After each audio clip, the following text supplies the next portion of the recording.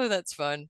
Okay. Okay, so everyone, I think we literally have people from Alaska, California, Michigan.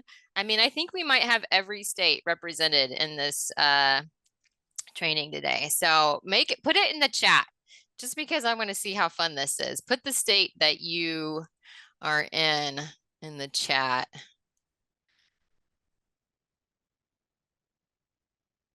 We got 2 minutes. Oh, I'm excited. I want to see this. Texas. Okay, here we go. Kansas, California, Texas, Ohio. I'm from Dayton, D-Town. All right. Cali, California, Kansas, Missouri, California, Virginia. Cool.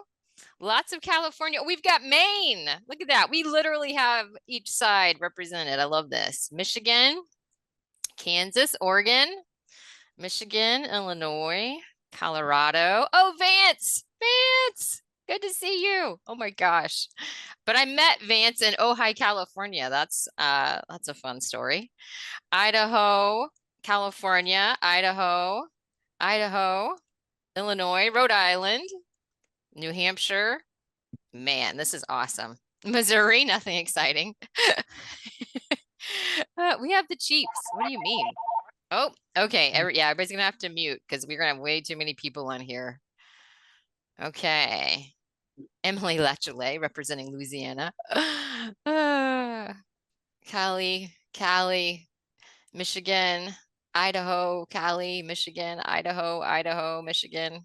The Golden State, look at that.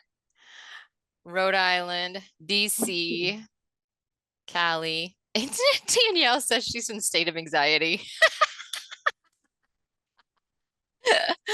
Oh, shoot. All right, it's noon. I want to, oh, there's some Florida. Hi, Dawn, Kansas. Hi. Southern Cal. All right. Yeah, I was in Ojai. Okay. All right, guys, it's noon. Let's get this party started. All right. So my name's Dawn Kuhlman, and I'm going to move this so I cannot see myself when I'm talking. That is good. So our goal for today, we are going to talk for the next 3 hours about trauma informed mediation. And some of it's heavy, some of it might be a little triggering. And so at any point, if you want to just get up and go, nobody's monitoring this, right? So take care of yourself. Self-care is the main objective, I think, with a lot of things that we talk about today. So a little bit about M.A.R.C.H. We are a statewide nonprofit in the state of Missouri that provides free supervised visitation, mediation, and legal services to families who have an open child support case. And we are partially funded by the federal access and visitation grant, which there's, in case you don't know this, there's 10 million that's dispersed among the states, territories, and tribes. And so there's a lot of folks on here who are also access and visitation grant recipients. So shout out to all the folks out there who do the same work that we do.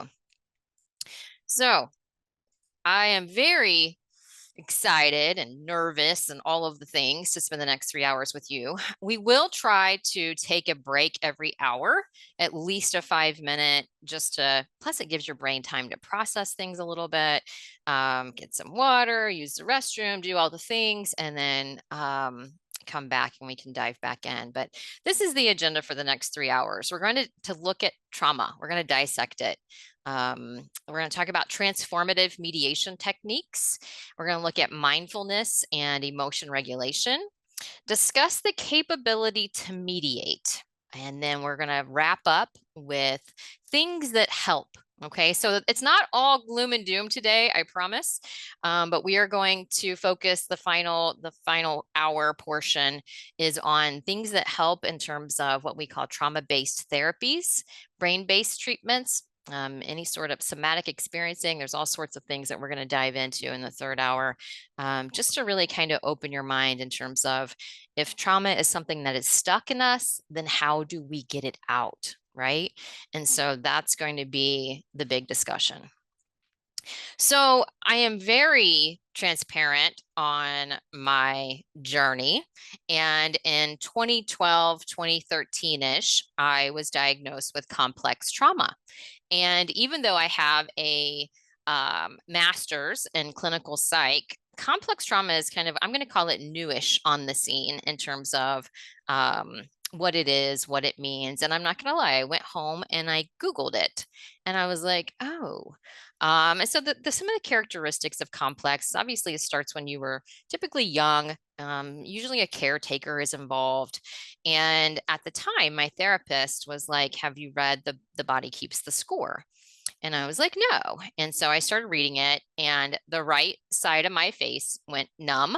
And so I always tell folks, if you start reading this book and the right side of your face goes numb, then you should probably read it in small doses. But this changed my whole perspective on my diagnosis, my treatment. It was very empowering. And so that's part of what we talk about today is, what do we do with this information? Sometimes it's good to sit in our shit for a little while, but then we've got to figure out what's next, right? And so this book, I sat in it, I explored it, and then I was thinking about what's next. And so as I was thinking about what's next, I was like, I've been a mediator. At that point, I'd been a mediator for over a decade. And I was like, this is what we're dealing with. This is when I'm in mediation with folks, it's the same stuff I'm seeing. And so I had this parallel journey of having my own healing in addition to how can I apply all of this to the folks that I'm working with. And so today you get to see the beauty of all of that. So this is it. This is what I created. This is my model. And so when we think about, we have this centerpiece here, trauma informed mediation, it's got all these different layers. And of course, none of this is ever linear in thought, if you will. It's a non-linear ebb and flow process in terms of what we have to think about when we're working with folks and then what to do with it. So today is not all theory. It's a lot of skills-based things that you can actually leave with and go use on clients and use it on yourself. And that's what I think is really relevant to today.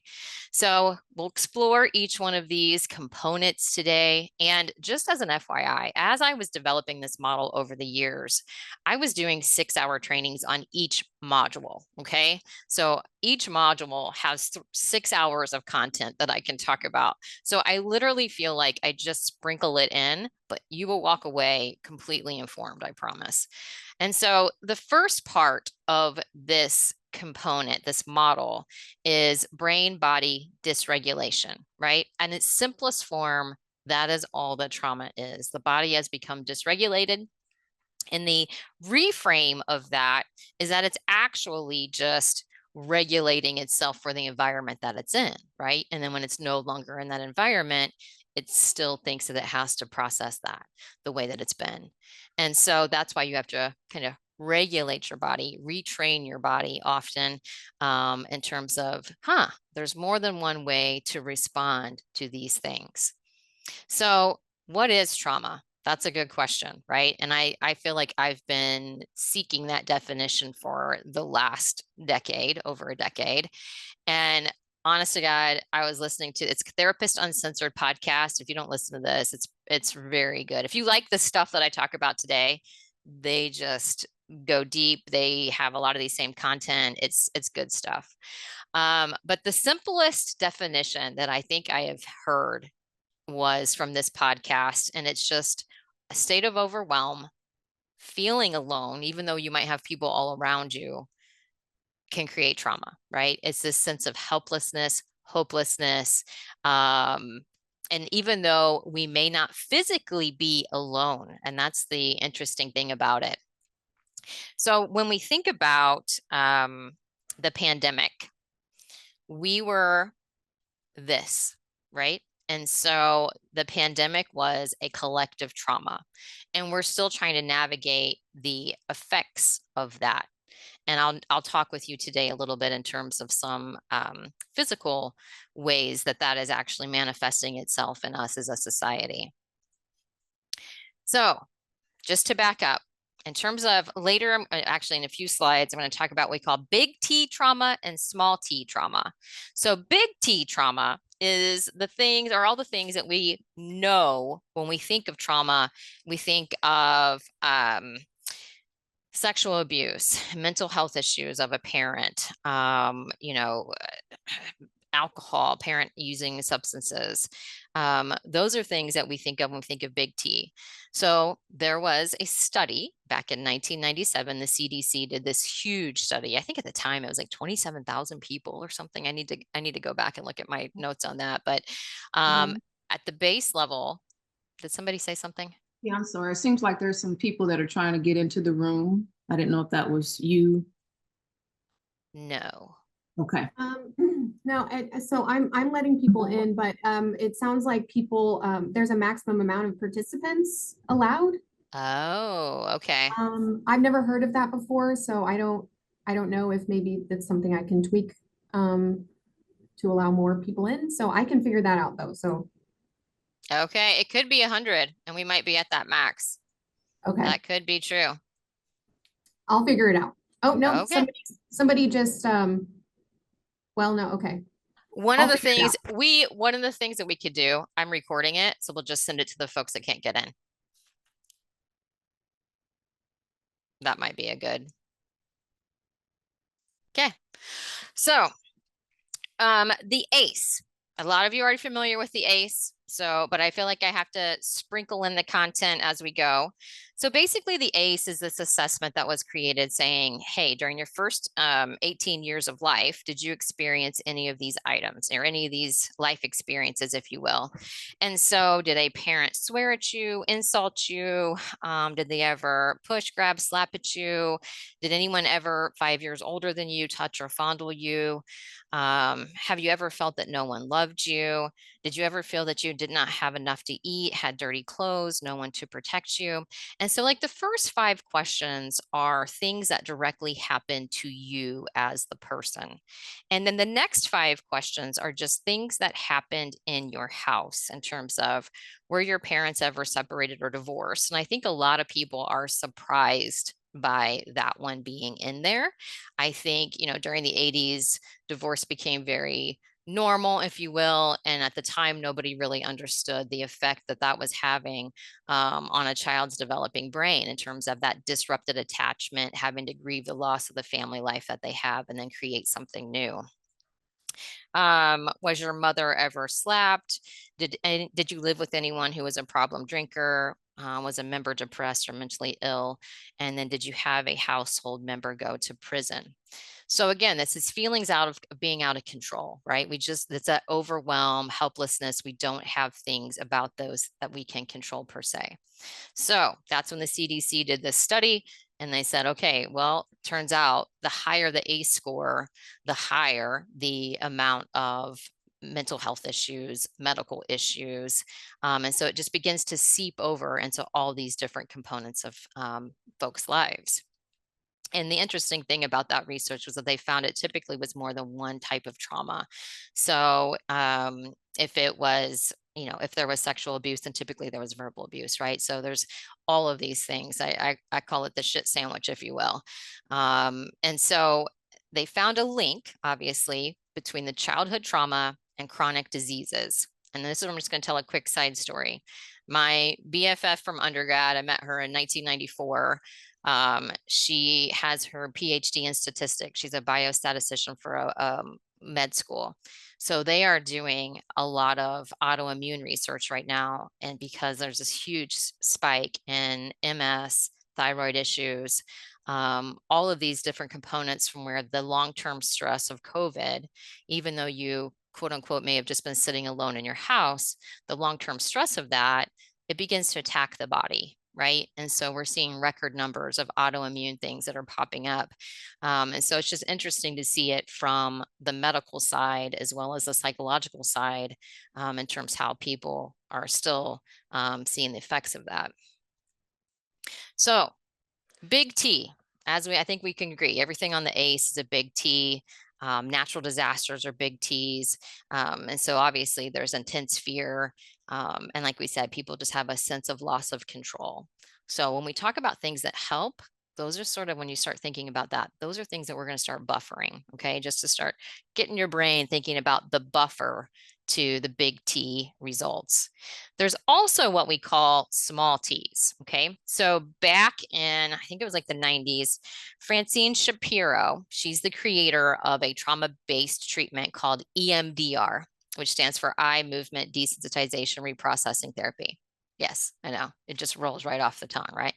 So we'll talk later today about EMDR and what it is. But Francine Shapiro says, and apparently there's some research to support this, we have, each of us, all of us, have 10 to 20 small T's in our life, okay? So I am going to share a story where I inflicted a small T on someone. And this is a horrible, embarrassing story.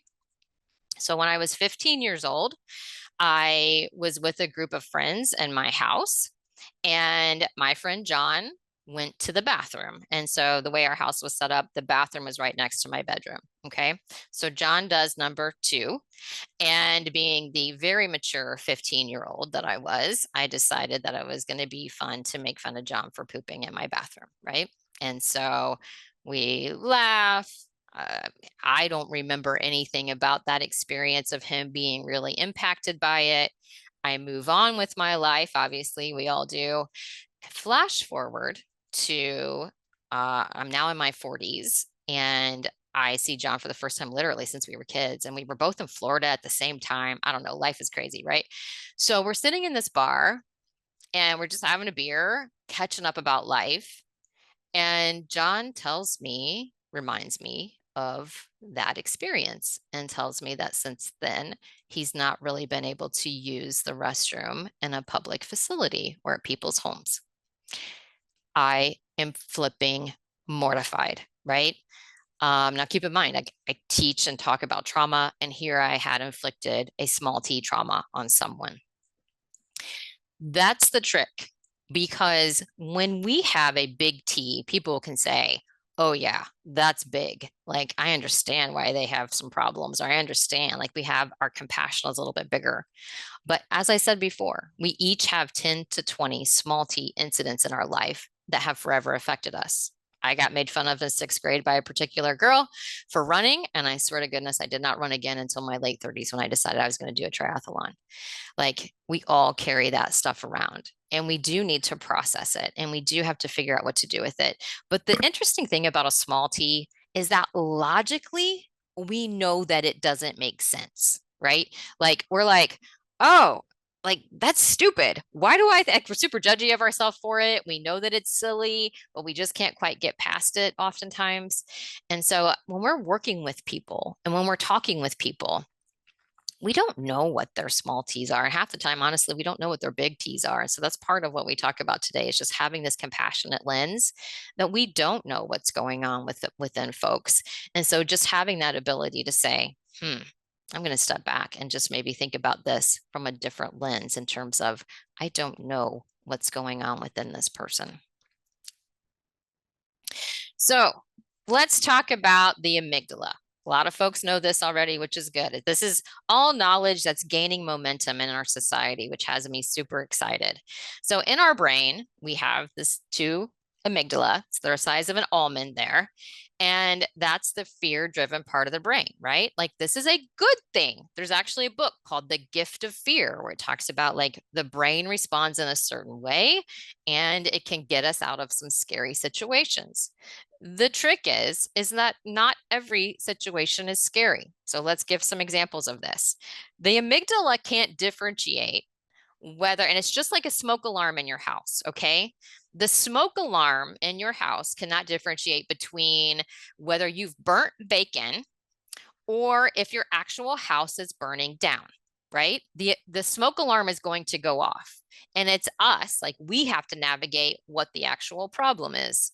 It's the same with the amygdala. The amygdala can't differentiate whether your house is really burning down or whether it's just burnt bacon. And then it's our mind that has to be the one to navigate in terms of what's going to happen next. The trick of this is that folks that have a higher ACE score actually have what we call like an overactive amygdala, a larger amygdala. Men tend to have a larger amygdala than women. And so it tends to be enlarged. It tends to be more reactive, if you will.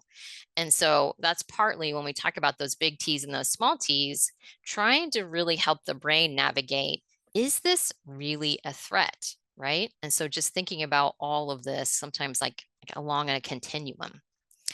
So there's a lot of words on this page here. The biggest thing that I want you to know is that when that brain component is activated, then all of these components within the body are activated too. And so we're really thinking about cortisol, which is like your stress hormone, if you will. And there's a ton of research to show kids that are like in group homes, involved in the juvenile office, they do swabs. It's an easy test to figure out cortisol levels. It's those kids tend to have higher cortisol levels, right? And now there's a lot of what I would call homeopathic or more natural type healing folks. And this is a huge thing that they're tracking is your cortisol level. And then whenever you're in high stress mode, trying to figure out how to reduce your stress to reduce your cortisol levels, because it has a huge impact on your brain and your body. Even leading to what we call the neuron death. You know, if you have high levels of stress, it's going to have memory issues. There's just so much connected to this. So if you haven't seen this movie, it is free on Amazon. Last I checked, it was free on Amazon, and it's called Paper Tigers. And just to back out of this, it's based upon a school that they're making a trauma-informed school, if you will. And this is very common. So this is an alternative school, and they're trying to find ways to reduce truancy, to get kids connected to services. So they actually have medical facility on site. They have washer and dryer. They have food pantries. They have social workers. They have therapists. Because what was happening was these kids the school social workers say, hey, this kid needs some therapy. Well, when you're thinking about Maslow's hierarchy and you've got parents, who's a single parent, maybe working 2 jobs, trying to make ends meet, getting the kiddo to therapy is like 3rd or 4th up on that rung, right? Like that's just not, we're thinking about basic needs here, housing, food, all the basic components. And so being able to connect with entities that can help with these higher rung issues, helping them get them accomplished, that's the whole premise of this movie. And all of the kids know their ACE score. They know when they're operating out of their amygdala versus their prefrontal cortex. Like talk about, and everyone in the whole school is informed on all of these things. And so when we begin to think about what helps, we're thinking about creating trauma-informed practices where everybody is informed of all of these, because what tends to happen, obviously, is if we have somebody who has a high ACE score who's very reactive, and then you have staff that hasn't been trained and they're very reactive, that's just a recipe for destruction, right? So just thinking about how to get everybody on the same page is, I mean, it's monumental. I mean, that's what I'm doing right now. I go around, I speak to schools, and just getting everybody from the school bus driver to the superintendent educated on these exact concepts. So I mentioned it just a minute ago, the prefrontal cortex. So let's talk about mediation at its basic level. So I operate and teach from a 5-stage mediation model, okay? So we're thinking about the opening monologue, the party statements, right? That's where each party shares their concerns. Then as the mediator, I take those concerns and I lump them together and we define the problem. Then we go to stage 4, which is problem solving and negotiation. Well, if the person is operating out of their amygdala, which that's what this looks like, right? You have the hawk. So you imagine you're trying to talk with someone, you're trying to do basic problem solving with someone, and this is what's happening. We've got to find a way to shift them out of the hawk so they can use the prefrontal cortex, right? Because we can't have it all. We can't have them both going at the same time. It's really difficult. So that's where, later we're going to talk about some emotion regulation techniques, but having the ability to shift out of the hawk, calm the brain and the body so we can actually do the work over here. And if folks can't get out of that amygdala stage, then we have to think about something else, right? But at this point, we're constantly working with folks to shift them from being in their amygdala, calming the brain down so they can actually do the work over here. So the prefrontal cortex associated with problem solving, reasoning, logic, predicting consequences of actions. These are all the things that we need, right? If we're going to try to have 2 people to sit down and problem solve, this is the part of the brain that they need to be working out of. And just a real quick side story, a few years ago, I ended up doing a mediation with a gentleman who was missing actually a part of his prefrontal cortex. And it was the opposite of everything that's listed here on the slide, right? And if I would have known then what I know now, I either would have had it been attorney assisted, or I probably would have denied the case from the beginning, just saying that there's probably wasn't an ability to do the process. So thinking about the brain, neural networks, all of these fun things. Let's think this is the brain, okay? It's like this is a blank baby brain. And every time I say this is your brain, then I always think about the 80s campaign, Nancy Reagan. She's like, this is your brain on drugs. I think of like the egg frying. But anyway, that campaign made an impact. I think they spent like $1 billion on that thing back then. But here is the brain. So let's talk about this baby is now going to learn how to feed itself, okay? So imagine a 6-month-old maybe trying to have a spoon, trying to get food in its mouth, putting spaghetti. I remember all those pictures of my girls with spaghetti all over their face, just trying to navigate this process. So as they're learning, there are these neural networks that are forming, right? So there's a wiring and a firing that's taking place within the brain. And it's messy. It's messy anytime we learn to do anything new. And this is why we don't like learning new things. It's too hard. And this is why right here. So the baby is learning how to feed itself and creating these neural networks. All right. So these are information highways that we've got right here. Information traveling down. So now you've got that same baby. They're 22 years old. They're eating, talking, maybe even driving, texting, whatever, all at the same time. And the system is beautiful by design, right? Like we can do mindlessly a ton of stuff. I mean, a lot of us, we can drive home from work, we pull up in our driveway and we think, I don't even know how I got here, right? Like you mindlessly can just do things. And that's the beauty of the wiring and the firing. The trick is that sometimes the wiring and the firing can be connected to things in our brain that we don't know how it got there. So that's it's called an implicit memory. So it's something that maybe happened when we were young, learning how to eat. We don't exactly remember when that happened. We just know that we can do it. But versus an explicit memory, which is something that we actually physically remember. It's like a memory that we can pull forth. The trick with an implicit memory is that it can be connected to the amygdala based upon an experience that we have no memory of, right? That's the trick of all of this. And so thinking about just how hard it is to change a behavior. So, I mean, I'm sure everybody on this Zoom is trying to figure out maybe how to change something in their life, right? Drinking, smoking, working out, eating healthy, you name it, everyone's got something on their list. The trick is this, right? You have to rewire your brain. You have to make these changes.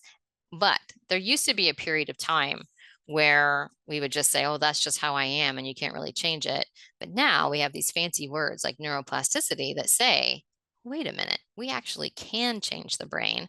And these are the ways that we can do it, right? And we'll talk about all of that today. But change is hard. And I think it's important to also think about just it's hard. So having that element of compassion and thinking about when clients are having a hard time changing or seeing something through a different lens, that there's a lot going on in here.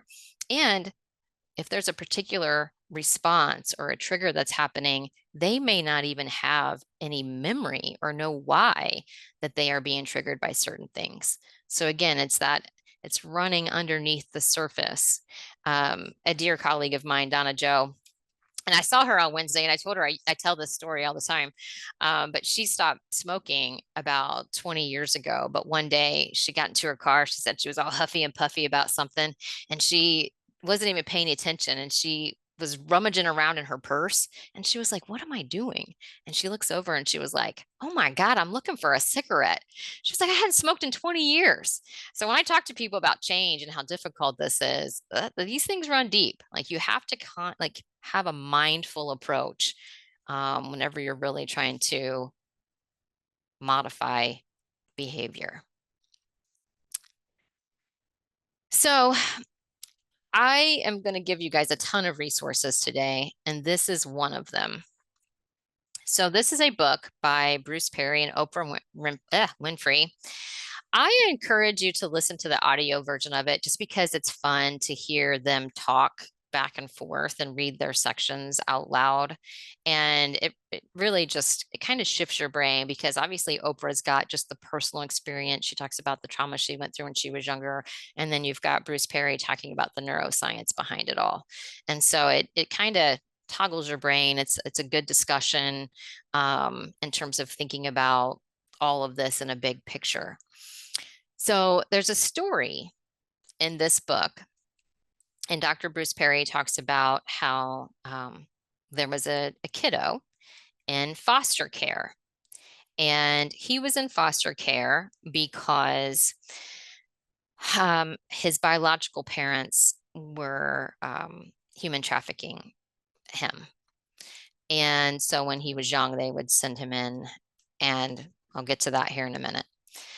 But in the meantime, he's living with a foster family, and he's trying to tell the system that he's fighting with this foster parent, the dad, and like, you got to get me out of this situation. We are fighting way too much. This is not a good place for me. Well, he and the foster dad get into this fight so big that now he's about 15-year-old at this point, he gets knocked unconscious. So he's now in the hospital and he's unconscious, and they have him tied up to all of these machines. And at this point, there was a study that was done. And so the boy had actually been having supervised visits with his biological father. So he knew the smell of his biological father. He knew what he looked like. He was, still close with him. And so then obviously he knew the smell of his foster parent. So they take the clothing of the foster parent and they put them underneath his nose, and he begins thrashing in the bed in the sense of like he's fight response is going on, right? So then they calm him down. I don't remember the time frame between the two of these, but then they get the clothing of the biological father and they put them underneath his nose, and they follow the brain activity, and it actually then begins to disassociate, right? So disassociation, it's my flavor, just in case you're curious on how I cope with things.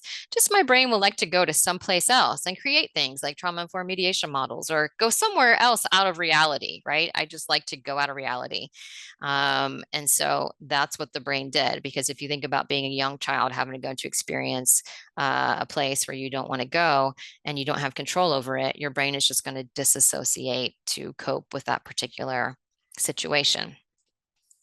So as I'm reading all of this, I was like, what does this mean for mediation? This has to mean something in terms of even when people are sitting there, and in the traditional mediation format, we have two people who are typically sitting across from each other or around each other and thinking about, smell, eyesights, triggers, all the things, right? What does this mean? Well, come to find out, a couple years ago, I was contacted by Karen Lash. If you don't know Karen Lash, you should Google her. For those of you in the DC area, you might actually know her. She worked under the Obama administration for the Access to Justice Department, and then she had a break there for a little bit, and then now she's back under the department underneath the Biden administration. But Karen, on that 4-year span, I'm grateful for that because I got to connect with her, and we did an amazing study at M.A.R.C.H for months. And at the time, it was when the pandemic happened, and we didn't know if virtual and phone mediation was really an option. At the time, actually, too, the researchers didn't want to use phone mediation, but they were like, M.A.R.C.H is already doing it, so let's just go ahead and see if it works. So the researchers gather all this data, and the cool part was the qualitative data that came out of the study. So the researchers would call the parties post mediation and ask them about their experience that happened, and ask them what style of, what method of mediation they used and the effectiveness of it. I'm going to cut to the short. every method of mediation was 100% effective for its own reasons. One of the interesting things, and I've got some quotes here, this was from the study that we did. He had been abusive to me verbally and emotionally. In our case, any subtle facial expression or body language makes someone quick to jump to an assumption that could be right, but could also be totally wrong. I think it was a lot easier when it was virtual and I was able to focus on our mediator. Those go right along with a lot of the testimonials that we were receiving from folks, in the sense of, with the phone mediation, we had a gal who she had muted the phone, and she was pacing back and forth. People who are smoking cigarettes, which people do that on virtual, people who mute the phone, cry in confidence. People are using all of these skills all over the place to get through the process. And so a lot of folks, when they start working for us at M.A.R.C.H, they'll talk about, well, face-to-face is the best, right? That's always my, well, the research shows every method is completely effective for its own reasons. And so just thinking about, if there's something that's going to be triggering to this person, and I've literally had people say, the smell of him is going to set me off. Well, that's good to know, right? And so just thinking about in the beginning, from the intake process to getting to the process, asking what method is going to be best is all trauma informed, right? This all just ties into being aware, being compassionate, understanding that there's more than one way to do this process in a way that's going to be helpful for folks. I am just going to tell you this and move on, because I feel like I am completely inadequate to talk to you about the epigenetics of trauma. I will tell you, I've listened to this audiobook. It didn't start with you. And it talks about how, going all the way back to the Holocaust, and how generations of folks have been affected and or have memories or fears based upon things that their ancestors had experienced. So if that interests you, this would be a good resource for you. There was also research that was done on the cortisol levels of pregnant women that they were pregnant during 9/11, their children had higher levels of cortisol. So again, we're looking at how the body tends to pass those things down. So we start thinking about intergenerational trauma. It's a thing. It's beyond the scope of what I'm going to talk to you today about, but certainly if this interests you, there is lots of topics and books out there that can lead you down that path. So thinking about triggers and what that means, what it looks like, I think a lot of us know, thankfully, what that means and looks like. But, is the response in proportion to the event? Is the response helpful? And sometimes I say that to myself, right? Like, what was that about? What are the thoughts, feelings, bodily sensations that someone's experiencing? Is it connected to something in their life? And, sometimes we don't have the ability to talk to people about these things. But and the other component of this, or the other side of this, is some people will be in the mediation session with me feeling out of control and literally crying, saying, why do I act this way? Why do I react this way? And that then creates a helplessness within me. I'm not going to lie. And so we'll talk about secondary trauma here in a little bit, in terms of what you can do so you don't feel helpless, and so you don't take that type of stuff home with you every day. That's the other component of this. We have to think about how to process and release when we're dealing with folks who are who are being triggered, who are experiencing really strong negative emotions and don't know what to do with it. So when the amygdala is fired, we tend to have what I would call defensive communication, and we're not really communicating to connect. It's what I would call a disconnection, right? And so really thinking about, how can I have non-defensive communication? How can I communicate to connect with someone? Because if we're communicating to disconnect, that's when it's this element of, I'm going to prove that I'm right, or something along those lines, right? It's not really to listen and connect and empathize. It's to approve whatever agenda you've got over here. So, quick story about my life. This is my house, right? This is my daughter's car. She just turned 16. She has her license. And I'm going to give you a quick tutorial on the City of Liberty building codes. So when you have a 3-car garage in the City of Liberty, you can only have a 2-car entry point, right? So if you go to Kansas City proper, which is just like 10 minutes down the road from us, you actually can have a 3-car entry point. Aesthetically, I don't disagree with the City of Liberty. This looks nicer than a 3-car entry point, but it does have its challenges in terms of getting your car in and out of the space, right? So here we are. My daughter's learning how to drive, and in her defense, it's a 2-point turn to come out of this driveway, right? From her bay. So learning how to drive, right? So neural networks are finally trying to get formed in this. It's hard. You're navigating. You got to figure it out. But the 4 of us, our family of 4, is in her car, and she makes the 1 turn, and that's where we're at. We are literally sideways in the driveway, and she doesn't know what to do next. Literally, my neighbor is outside. I'm waving at him. He's got his dog out. His daughter's learning how to drive. So we're all in the same boat. It's not a big deal. I'm sitting in the back of the car, and I'm not going to lie, I was like judgy judger back there. And I just wanted to be like, what are you doing? It's literally what my brain said. What are you doing? And I did not say this out loud because my husband was in the front seat, and we did not need all those cooks in the kitchen in that particular moment. So then my husband, it was awesome. It was perfect. I was like kind of jealous that he said it and I didn't, because I'm like, this is what I do for a living. He literally is just sitting in the front seat, and he says, we are sideways in the driveway, right? It was perfect. It's objective. It's there's no judgment in that. And so she could respond appropriately to that. And she said, yeah, I know. Let me pull back in. So she pulls back into her spot and she tries it again, right? Whereas if I would have been in the back seat, Miss Judgy Judger, and I would have said, what are you doing? Her inclination would have been to be defensive, right? And so just thinking about how we can approach and work with people and just say things in objective ways to accomplish or to have them say, yeah, okay. Like I'm just reflecting it back, right? All I did is reflect back what was happening in that particular situation. We are sideways in the driveway, and he knocked it out of the park.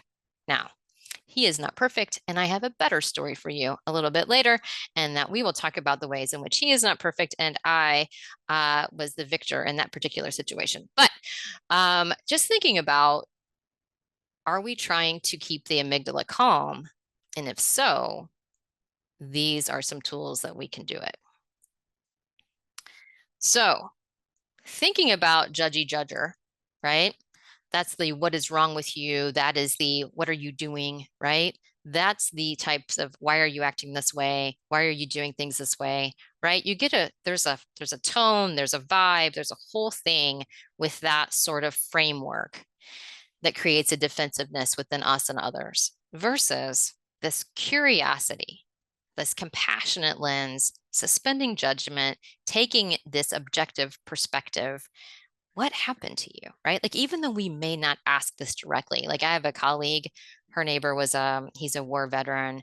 He's very reactive, has some things. And so she says, how I really practice compassion with him is I just think to myself, what have you been through? What has life thrown at you?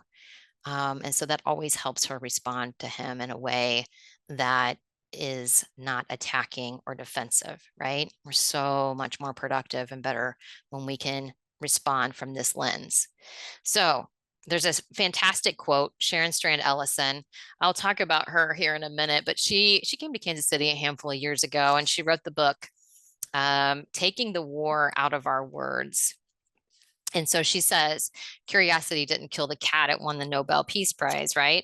And so just thinking about how we can have that element of curiosity. And I'm going to be 100% honest, back when I was first diagnosed, it was really hard to be curious. And so through my healing, it gets easier to be curious. And that's just something for you to think about in terms of your own work with clients or your own personal life.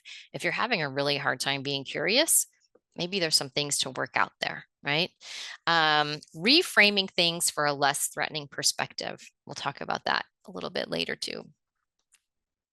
So earlier when I talked about secondary trauma, when you have the higher ACE score, you are more susceptible to secondary trauma when you're working with folks. So that's just something for you to think about and for you to want to, in terms of processing things out, because otherwise you're probably more likely to keep stuck inside, and that's not what we want to do.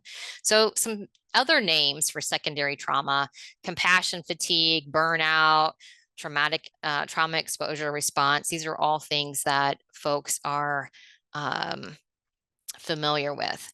There's also what's called a ProQOL, Pro-QOL, and it's a quality of life, professional quality of life. It assesses compassion fatigue. It has all these things. It's an online assessment. And so if you're curious what your own score is on these areas of your life, the ProQOL is a free assessment you can take online. So who experiences secondary trauma? Honestly, I think everybody does. But we, especially if you're in family law, like a lot of us are, first responders, even the EPA. So a quick side story, when there's a book, I'll talk about it here in a minute. Here, I'll just show you. Trauma Stewardship. This is a really good book on secondary trauma. It's by Laura Van Der Lipsky. Her TED Talk is amazing. She's super funny. But I'll get to this in a minute. But trauma stewardship, it's got some really good stories about even the EPA, like when they go into like a tropical rainforest and they're trying to save a particular, like I think it was a lizard or a frog, I can't remember, but that feeling of helplessness. So the trauma was actually happening to the reptile, whereas the secondary trauma was happening to the EPA workers because they had the helplessness feeling of not being able to save it. And then they come home and they're like, it's just a reptile, and they have a hard time processing, or their brain wants to intellectualize, but it's still the same. Overwhelm alone equals trauma, right? The formula is the same everywhere we go. And so just thinking about how sometimes it might seem silly in your brain, but there's a lot there that sometimes can become stuck. So a really good resource is the Age of Overwhelm. And just to do a shameless plug, once a month, we do a 1-hour group. It's free, it's online, it's the third Wednesday. We are reading this book right now. And the good news is even if you don't read the book, I do a whole PowerPoint. So I have the main concepts for you, and then we have a discussion on it. But this past week, just on Wednesday, it was all about processing stuff out, because she gives the example of if we become saturated, then we begin to hemorrhage. And hemorrhaging can be slow and over time, or it can be an explosion on folks, right? And all of us in the group, it's a safe place. We had discussions about what that hemorrhage can look like. And so I encourage this book. It's very simple read, but like I said, if you don't have time to read the book, you're always welcome to join our group, and it's completely free. And we just chat and think about ways that we can try not to become saturated and process things out. Because she says you have to metabolize, right? It's just like if you eat food, you have to metabolize it. And it's the same with stress. If it comes in, you've got to metabolize it and get it out. A fun, quick story. As I was reading this book, or as we worked on this in the group, our kids had their first day of school. And my youngest daughter, was super anxious. And so we did this visualization of putting all her stress and anxiety in this white car. And then the white car drove over a geyser, and the geyser launched the car out to Mars. And so she's in 8th grade, and we were just laughing, like stress and anxiety didn't even know it was coming. You have to expunge the stress, and then you also have to find ways to build up, right? And so just always thinking about how can we expunge. And in this one, we did this visualization of stress and anxiety in the car getting rocket launched out to Mars. And then she was like, but the atmosphere would incinerate them before they even get to Mars. And I'm like, yeah, like, I don't know. We just started going this whole thing about like where the stress and anxiety was going, and they got burned up, and and so just thinking about, that 2-part process, not only does it leave, but then what else good comes in as we are trying to process things. Because that was one of the big discussions in this group, was you have to process, if not after every client, like you have to have your time to process out, what did I do well? Did I help them the best that I can? Because if you're not processing stuff out, it's going to stay, and then you're going to go home with it, and then it's going to seep all over the place in not so good ways. So back when I was talking about Sharon Strand Ellison taking the word or taking the war out of our words, she has this amazing concept in this book that I use all the time. Dawn King, you're on here. Dawn King and I have a whole podcast talk about subjective experience. And so the idea behind subjective experience is that every time there is a word, that word means something different to different people, right? And so you can begin to think about culture, you can begin to think about sexuality, you can begin to think about gender, you can think about all of the age, all of these things in terms of what does that word mean to you, right? And so that can be triggering to a lot of folks in terms of, let's take the word conflict, right? So one of the activities I loved back in the day when I used to do trainings in person, I'd have on the wall, conflict is good, conflict is bad. And I would have people go stand up to where they were. And I would say, where do you fall along this continuum, right? And we would have people all along this continuum. And it's the same when we work with our clients, right? Conflict is usually, I'm going to be honest, a bad thing for our clients. Like when we think about conflict is bad, it means that it usually didn't have resolve. Usually people felt helpless or out of control. Usually, I'll be 100% transparent. In my house growing up for a long time, conflict meant domestic violence, right? And so you have all of these subjective experiences in terms of what does this word mean to you? And so when you have folks, whether they're at the table, figuratively or literally, and you're helping them, you have to think about what is their subjective experience of what's happening right now, right? What does that mean for them? And then how can I support them in this process in order to help them navigate that subjective experience? I think those are really good questions and they're fun questions. So back when I first started creating this model, there was nothing, right? There was nothing on this at the time. And so I had to pull from other models. And I literally was meeting with like trauma informed yoga instructors. I was talking with people from trauma informed schools that were creating them at the time. Anything that was trauma informed, I was pulling those concepts and thinking about what did this mean for mediation. And so obviously, this was from the Missouri Children's Division, and it literally falls in line with everything that I'm going to talk to you guys about today. But one of the big things is just safety. Like, do people feel physically safe? Do they feel emotionally safe? I do the self-talk deep breathing exercise with folks. Sometimes when they get triggered, I might put them in a caucus and then as they're deep breathing, I have them say, I am safe. I am in control. And it's amazing to me the amount of people who say, but I don't feel safe, right?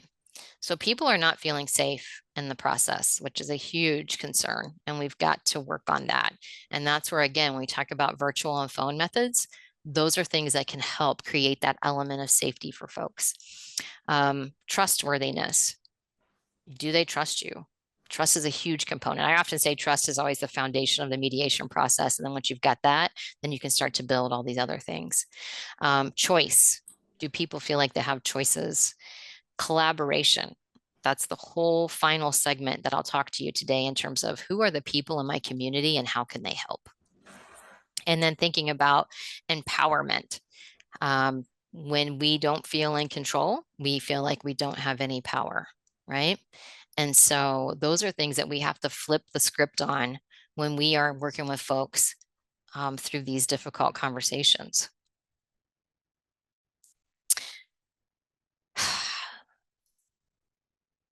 Rupture and repair are two things that are inevitable in relationships, right? Rupture, repair.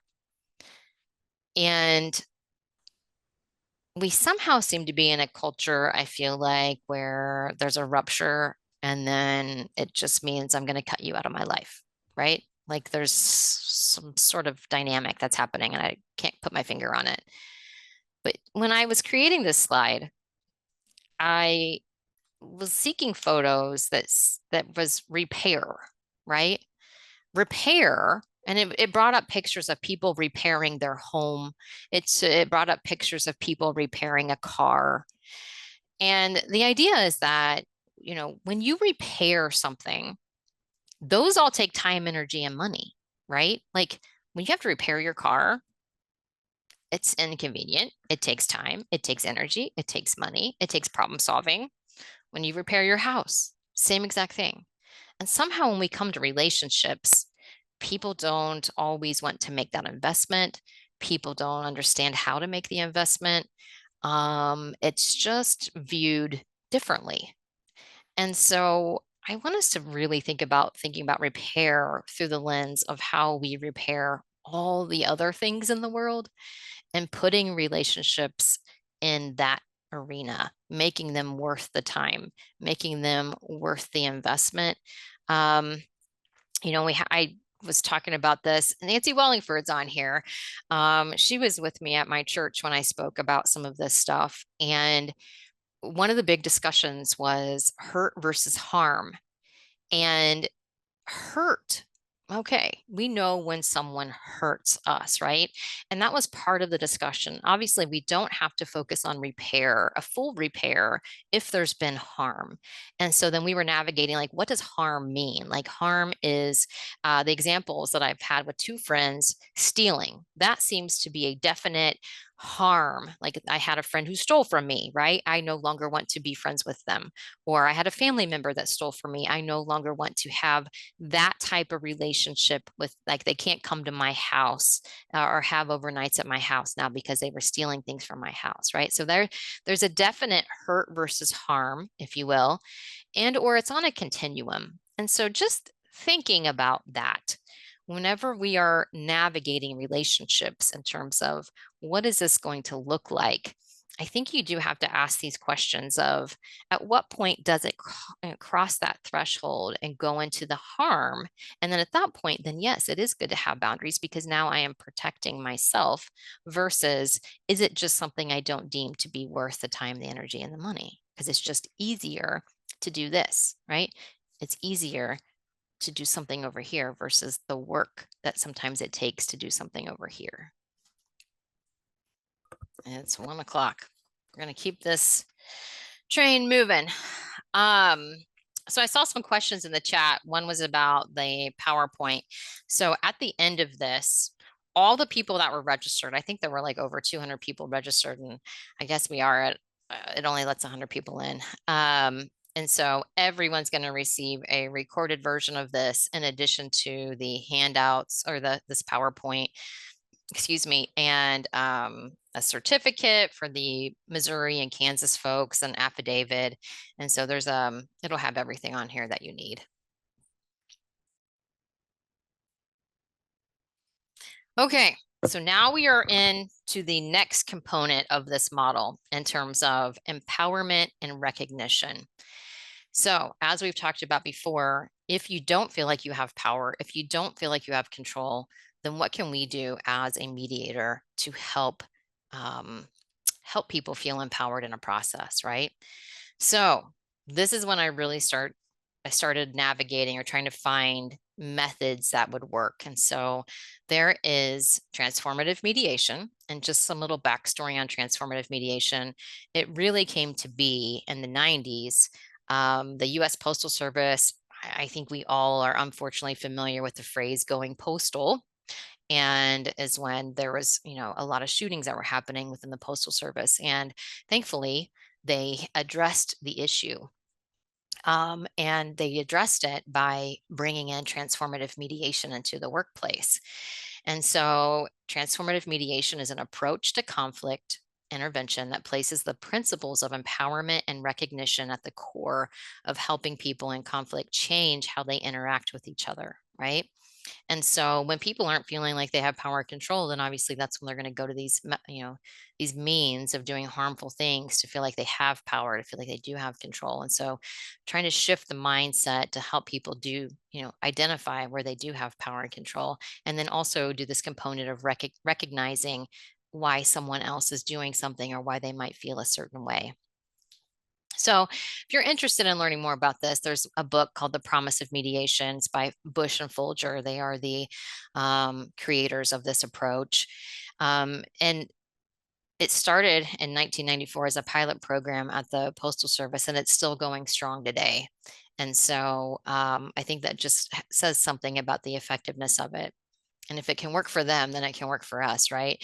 And the other thing I often say to folks is when I think of the Postal Service, I don't think touchy-feely.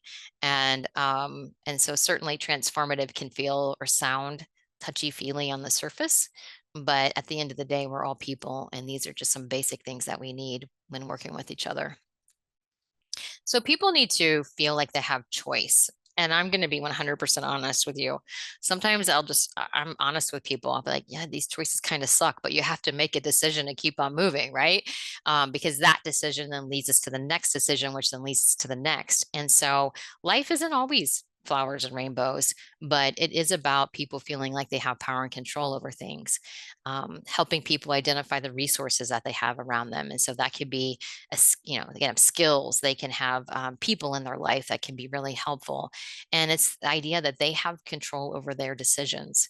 And so, even when I'm working with folks who have been in some domestic violence situations and they're feeling like they don't have any power or control with the person that they're trying to mediate with, I do a caucus and I remind them of all these things, right? In terms of what do you have power over? Tell them, and like I had one gal, she was like, I cut all my hair off. He hates short hair. And I'm like, yeah.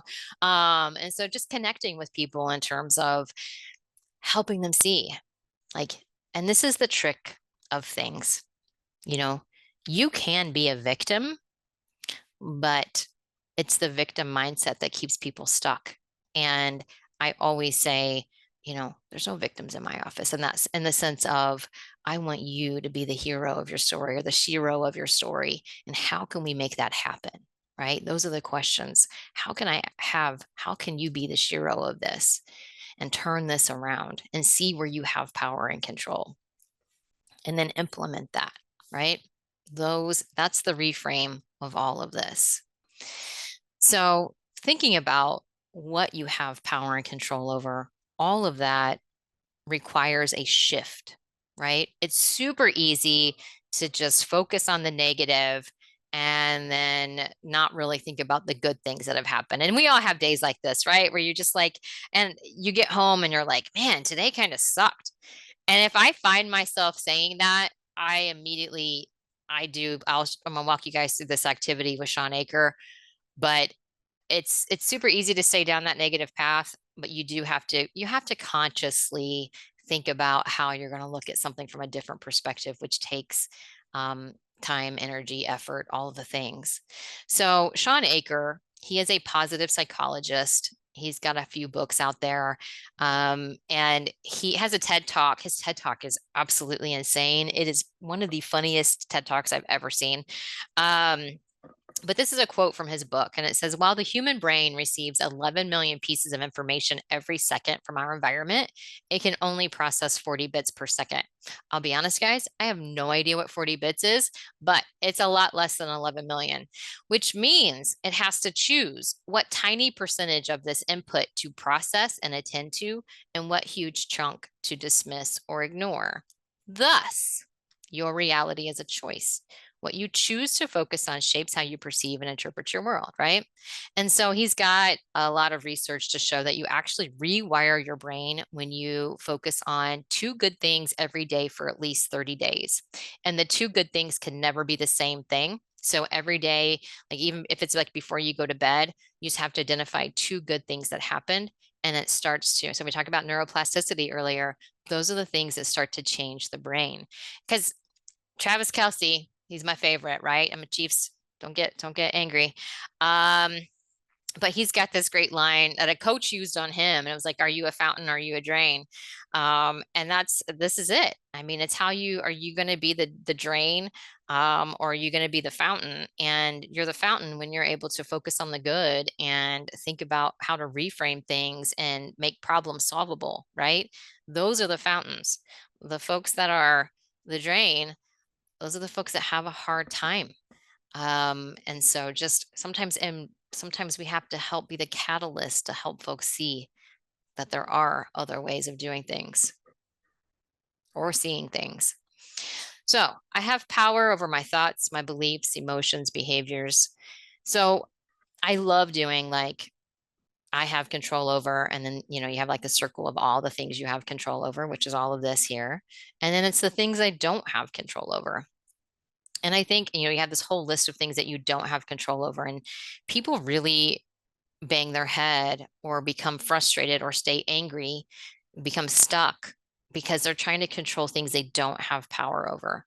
And that can be defeating. And, you know, if you put things in that outside ring, like how people see me or how people think about me, I don't have control over that, right? And it can be very defeating sometimes if I focus on that, or if that's where I want to put my energy, right? But instead, I'm going to shift my energy to things in that circle that I can control. And that's a better use of all of our time.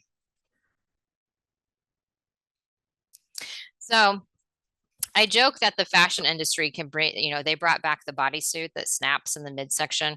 And I was like, if they can bring that back, then I can bring this thing back. So some of you might remember this from like 2017.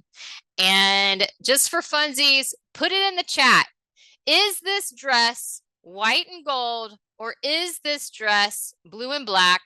Or some of you see it other ways.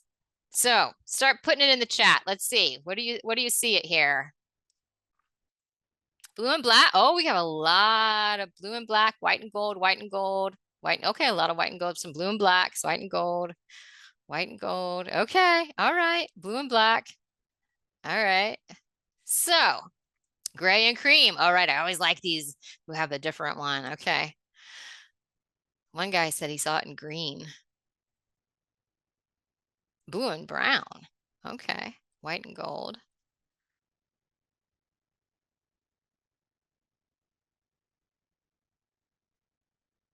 Okay. All right. This is fun.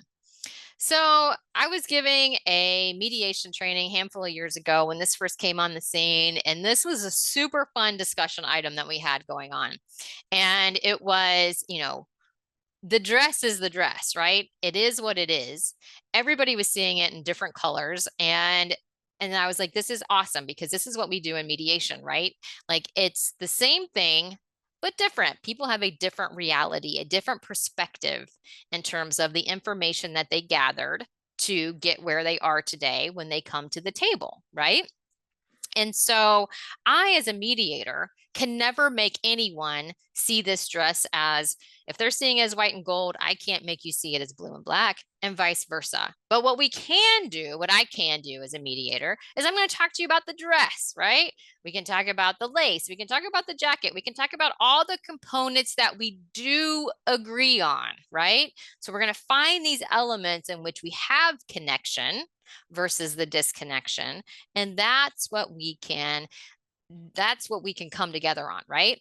And so I take this home. I start talking to my husband about, like, oh my God, we had the best mediation training today.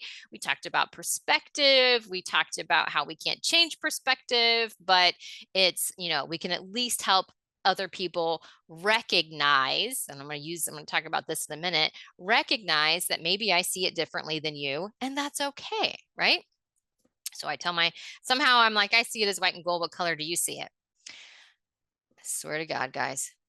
He goes, now, Dawn, your eye has not been trained to see color like mine has. Swear to God. I was like, what? What? I was like, you missed the whole effing point of this exercise. I was like, what are you talking about? And this is what we do as a society. This is a natural human response, right? So not only, so I don't see it the way that he sees it, but now there is a deficit within me because I don't see it the way that he sees it, right? And this is what we do as a human, like a human capacity, human beings. So there's some sort of deficit now in you. We do this, we're doing this in politics right now all over the place. We're doing that. We do this in all sorts of things. You don't see it the way that I see it. So clearly there is something wrong with you, right? That is what we do. That is what our brain does. So after I got mad I got done being mad or whatever, I was like, this is actually really good. And he knows I share this whole story. But he's got the redemption story earlier where he was the one that responded appropriately in the car with my daughter.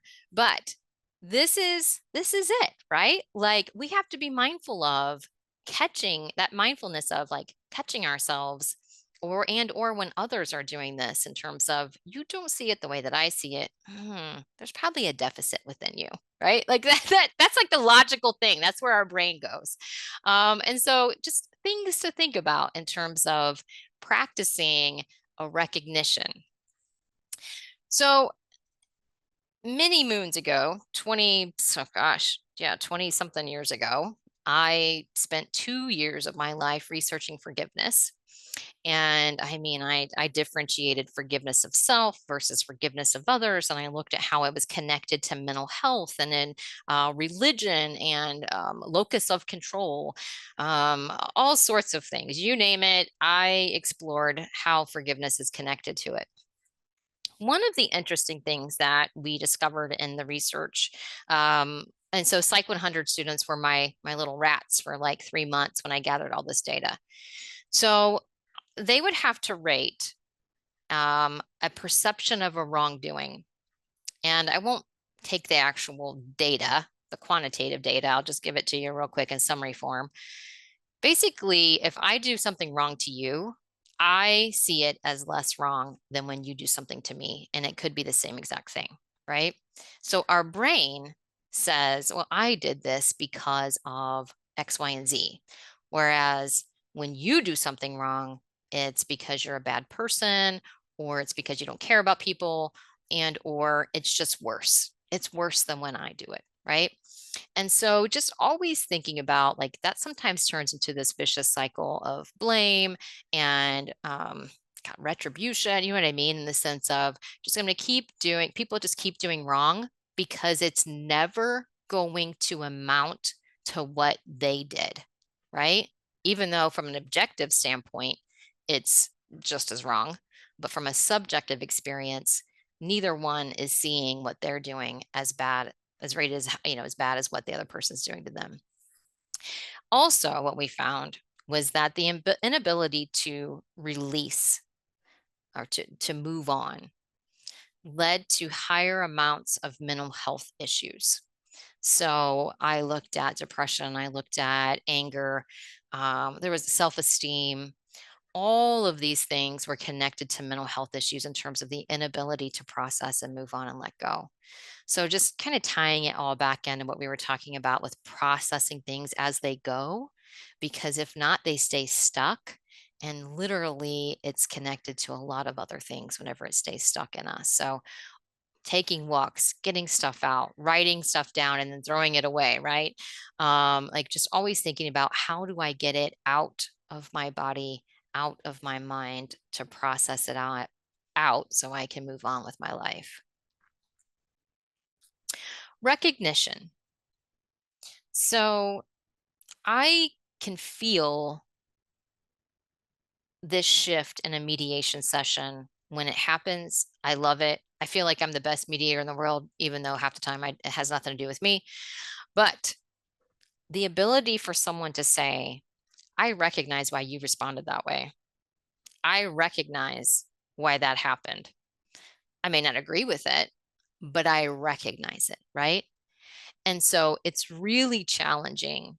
And it is, and I've noticed, I don't have any data to support this, but the higher the ACE score, it's harder to have levels of empathy. I hate to make general statements like that, but there seems to be more of I am trying to protect myself mode versus having the ability to recognize others, right? And so addressing them as a person, humanizing them, recognizing why decisions were made, having some compassion on that, right? This feels good. This is good stuff. But if it's not happening, we can still be the catalyst for that and we can try. And so when somebody tries to reach out, like, an olive branch, and then the other person shuts it down, we're going to talk about that, right? We don't just ignore that. And so just say, oh my gosh, okay, how did it feel just now when that happened, right? And so just, if anything, having a conversation about when we try to reach out and our efforts are denied, or when there's an inability to recognize how another person is feeling, that can be tough. And so sometimes I mutualize things, I mutualize problems, and I mutualize recognition, like, oh, I imagine you both are feeling very frustrated right now. I imagine you both to be doing this, right? Lumping them in that same component of frustration, anger, whatever is going on with them the whole session. This is a fantastic book. How I use this, and I'm going to be honest, I think I use this in pretty much every session, is it's a fantastic reframe of blame. So when you have a victim mindset, it's really easy to just sit back and say, well, everybody else needs to change because I'm not doing anything wrong. And if they would just change, then all of these problems would be fixed, right? And so that's a powerlessness. That doesn't feel very empowering to me. It feels kind of helpless. And so always thinking about how we can flip the script and help people in the sense of, how can you be empowered in this process, right? So the blame mindset is a lot of judging. It's an orientation to the past. A lot of you, and I'm sure you're in the same boat as me when we're dealing with folks and they tell a story about something that happened. And I'll be like, when did this happen? And they'll say, oh, like 5 years ago. And they say it with the passion as if it just happened like 3 weeks ago, right? And so I'll talk more about this here in a minute, but there's this element of past. It's people are stuck. There's not a lot of problem solving and a lot of defensiveness and arguing, right? And so you can just kind of get that. You're thinking of the amygdala, you're thinking of all the things that are happening on that side of the brain. And so then the reframe in terms of thinking about questions that are leading to problem solving, such as, how do you think you may have contributed to this? Maybe even inadvertently, right? Giving them that little side window. How do you think maybe you can have an impact on this? So these kinds of conversations create understanding. It's a future orientation. It encourages learning and change. It's focused on problem solving. We had a little incident at the office yesterday. Nobody blamed anybody. In fact, I was like, this is the way I contributed to the problem. Everybody actually talked about how they contributed to the problem, which is fantastic. And then we thought about, and we all as an office have been thinking about, how do we make this better in the future, right? And that feels different than just people blaming and protecting themselves in a particular, whether it's a work environment or a mediation, versus thinking about, how can I make this better? How have I maybe even inadvertently contributed to this? So thinking about that shift, thinking about, we have both probably contributed to this mess, and that might be a mutualization statement that I make. Have you both contributed to this, right? Lumping it in the category of, this is something to be solved, giving it back to them, understanding the contribution system in the sense of how various people interact with each other to produce something. So I'm going to draw something out real fast, and it's part of this reframe that I'm talking about. So when people just want to blame each other, this is what it looks like. I don't know if you can see the two arrows going back and forth. When people blame, that's it. And it's this element of, you are the problem, right? And so you're an asshole, right? Like that would be a statement that's made whenever there's just a lot of this going on. I can't change assholes, right? Like I can't work with that. But what I can work on is what are the behaviors that make him an asshole, right? Or what is the problem? What is the actual problem that is happening within this? So that's where you write the problem up here, which is all part of defining the problem so we can solve it, right? So getting back to the 5-stage mediation model, this is the problem. So now we're going to figure out how to solve it. So the problem is whatever it is. And then there's each party that contributes to this problem, right? And then I have them list what are the ways in which you've contributed to this, right? So then now, if you're doing this, then this is how this can stop. And this is challenging. A lot of people don't want to recognize how they are contributing to someone or something. And so sometimes I'll admit I might be passive aggressive on this. I'll say, okay, just needs to identify how they might be contributing to the problem, right? Or just things that they have power and control over. It's not to hurt or blame. It's truly just to empower people in this process, because sitting back and being angry doesn't move us forward. So having people take responsibility. And then sometimes other people are involved. And that's the tricky part sometimes with mediation, is that not all the players are always there in terms of being in the session. And so sometimes though, I might draw a little line to the side and say, like, you know, for me, I work with families. So let's say the problem is like truancy, the kid is missing school. All right, mom, this is what's happening at your house. All right, dad, this is what's happening at your house. This is things you can work on. These are things that mom's going to work on. These are things that kids can work on, right? Like my kids are 14 and 16 and they get themselves up for school every day. Like I don't have to do anything. I drink my coffee downstairs and they come down at 7. I'm not kidding. I'm pretty spoiled. But kids have the ability to do things. And so just thinking about how everybody can take responsibility whenever there's an actual problem. So moving to the next module is about mindfulness. So this was around 2016, I'm going to guess, when I did like a 6-hour training at Johnson County Community College on this, mindfulness and mediation. And everything about mindfulness is the same exact concepts of mediation. Can I just say that? You're suspending judgment, you're practicing acceptance, recognition of emotions, how they pass on. I'm like, this is everything that mediation is. Like, this is amazing. So the concepts in and of themselves have huge overlap. But I will tell you, the older I get, I am probably becoming more woo-wooey, if you will. But definitely at that time, I was not very woo-wooey. And so I just couldn't like sit down and read a book about mindfulness. And that is when I stumbled across Dan Harris. So Dan Harris, just a quick story about him. He did the national news and he ended up having a panic attack on national news. And if you Google Dan Harris panic attack, you can find it on YouTube.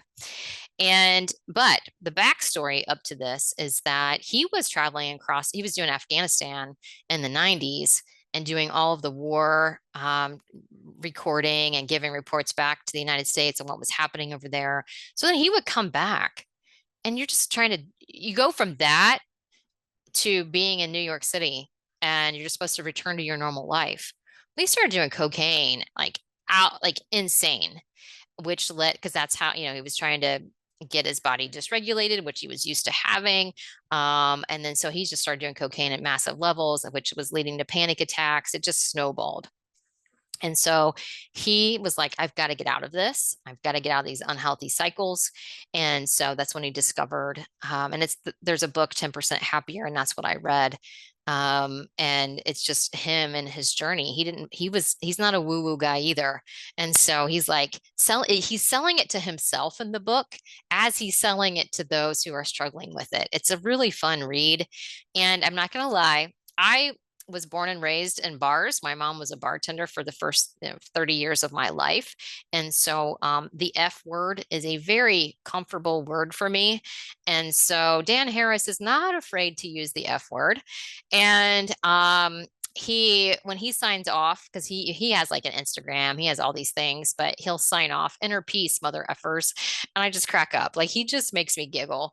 But he had a panic attack not too long ago. And he was like, he went live after he got off. He was on a plane with his family. He had a panic attack. He had to get off. And he was like, I feel like a fraud when I go backwards. And everybody was so compassionate. And he said, here's the irony. He's like, I always tell you guys to be compassionate with yourselves. And here I am lacking compassion with myself. Anyway, he's just a good, cool guy walking through his journey in life, but he doesn't do the news anymore, but he does all sorts of stuff with 10% happier. And so that's sort of the premise behind when I really started diving in to how do we include some of these concepts into the mediation practice. And honestly, a lot of them are already there. So being mindful, right? So this is what our brains look like, all of us. This is what it looks like. And this is so refreshing over here, this little kiddo, in terms of just seeing life, not being overwhelmed yet with all that life has going on and so much to choose from, if you will, throughout our day. And so when we're over here, we are operating out of this mindset, right? The neural networks are already formed. We're not really thinking about things. And so that's how a lot of people will say, I don't know why I react this way, or I don't know why I keep making these same bad decisions, or, the list goes on and on of things that, unless we're really mindful about, we just go throughout our day doing what we've always done. And so part of what I think we can do, and what I like to do in the mediation session, is just help people become more mindful of the things that keep them stuck. And I'll give you an example real fast. The word should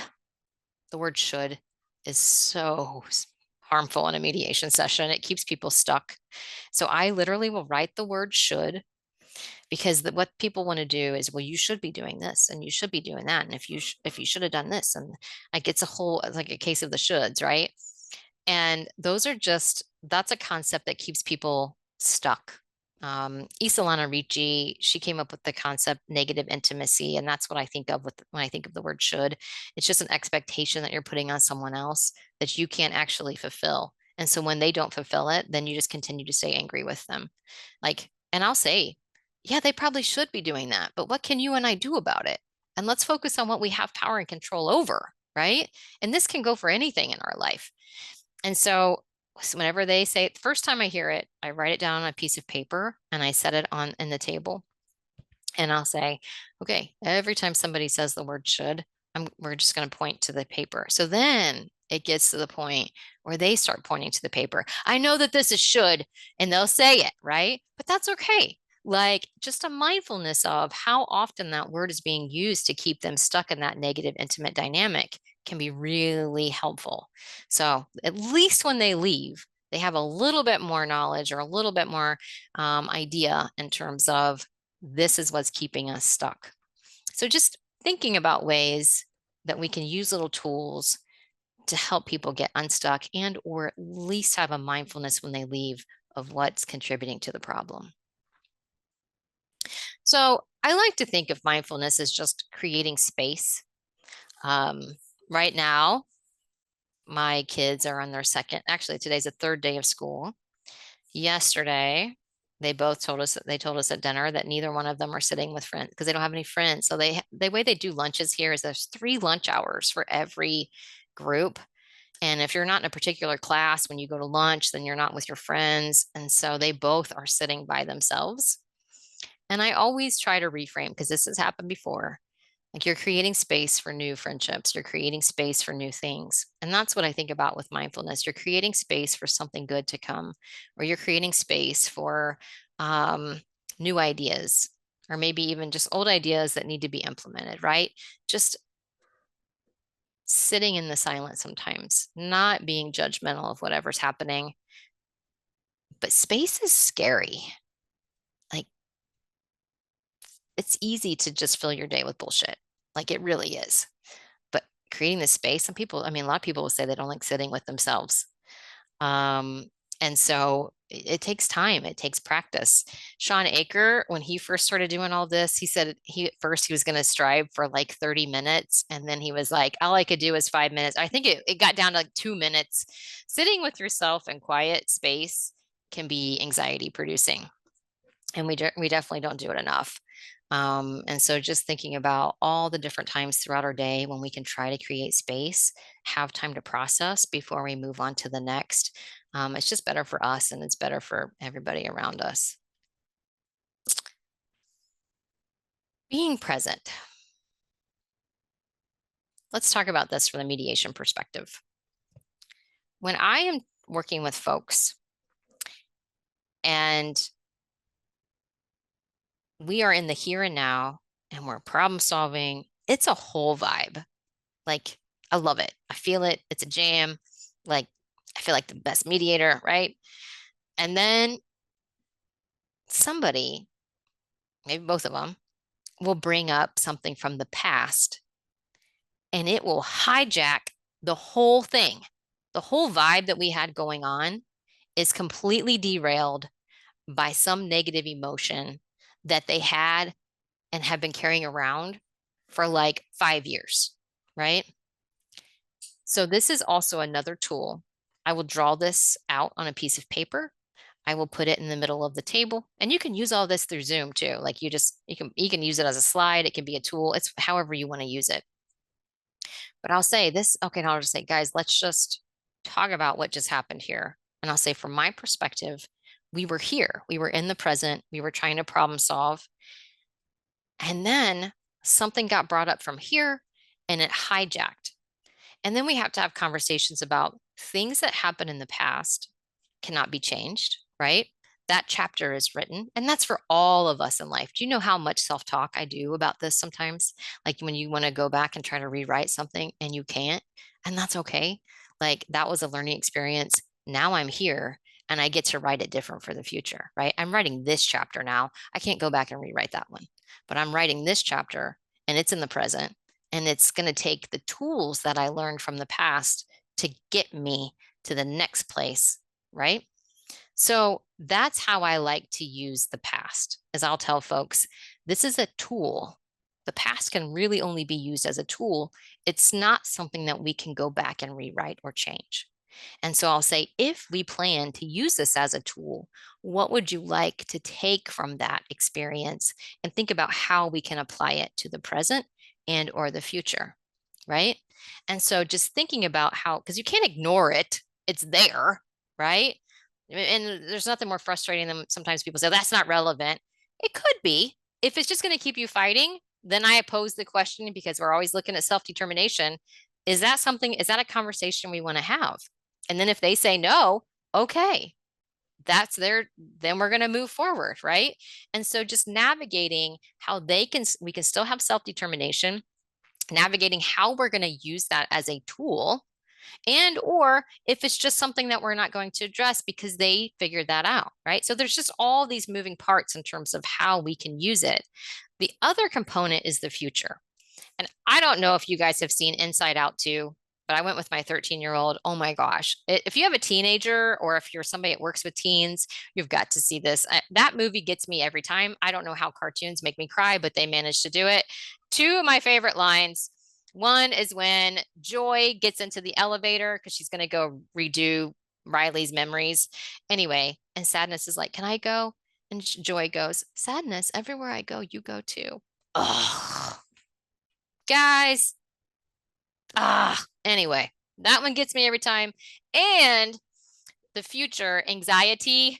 So like at the very, very end, anxiety is they get her under control, and they're like, where can we put anxiety? Where can we put that energy? And she's like, you have an upcoming math test. And she's like, yes, that's where you need to go. And then she drinks anxiety anyway. So thinking about how we can take that nervous energy and putting it into something constructive, because what tends to happen sometimes is that when we think about the future, we get nervous because we don't have all the answers. And so sometimes that keeps people stuck. Well, what if this happens? And what if that happens? And it's good to have an element of, okay, yeah, you're right. What if that does happen? How do we want to problem solve that? But in the same sense, we can't predict or control anything. There's no magic ball that we have in terms of what it's going to look like. And so again, it's about making that decision and then moving forward and then making decisions when we need to in the future, right? Like it just keeps going. And that's how we get people moving, trying to address all of that. I love this slide. I really do. This is such a good tool.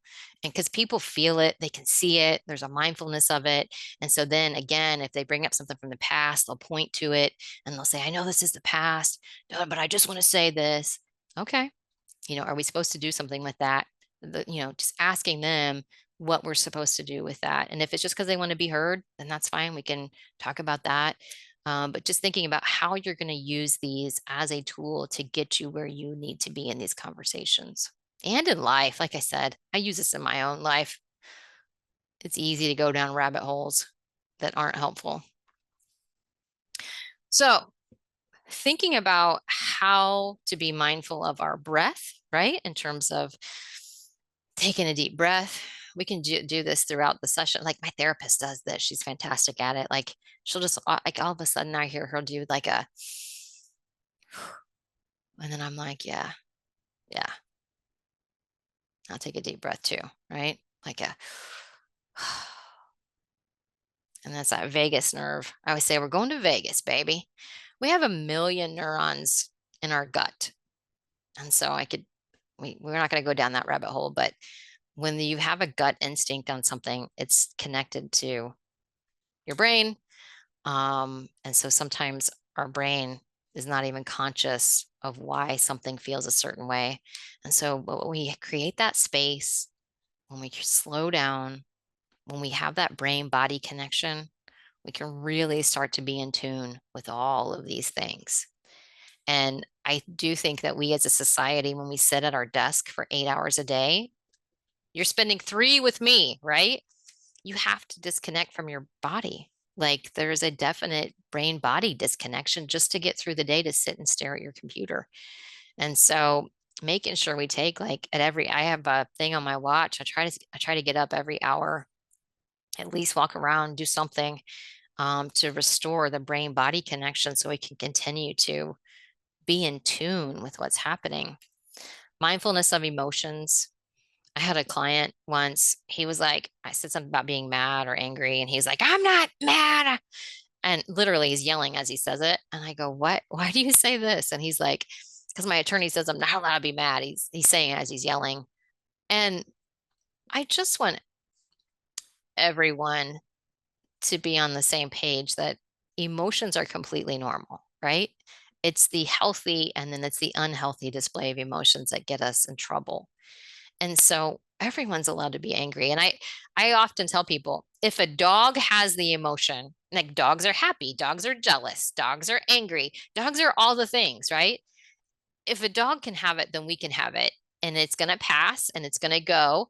And then we have to make sure we don't do destruction during that time. And so I think of like a snow globe, right? When you shake it up, that's the emotion. Sometimes it can take 20 to 60 minutes for something to dissipate. But I use this stuff with folks as well in mediations, like using tools, talking in metaphors, using stories, using elements of connection, because just talking to people about the concept itself can make people defensive.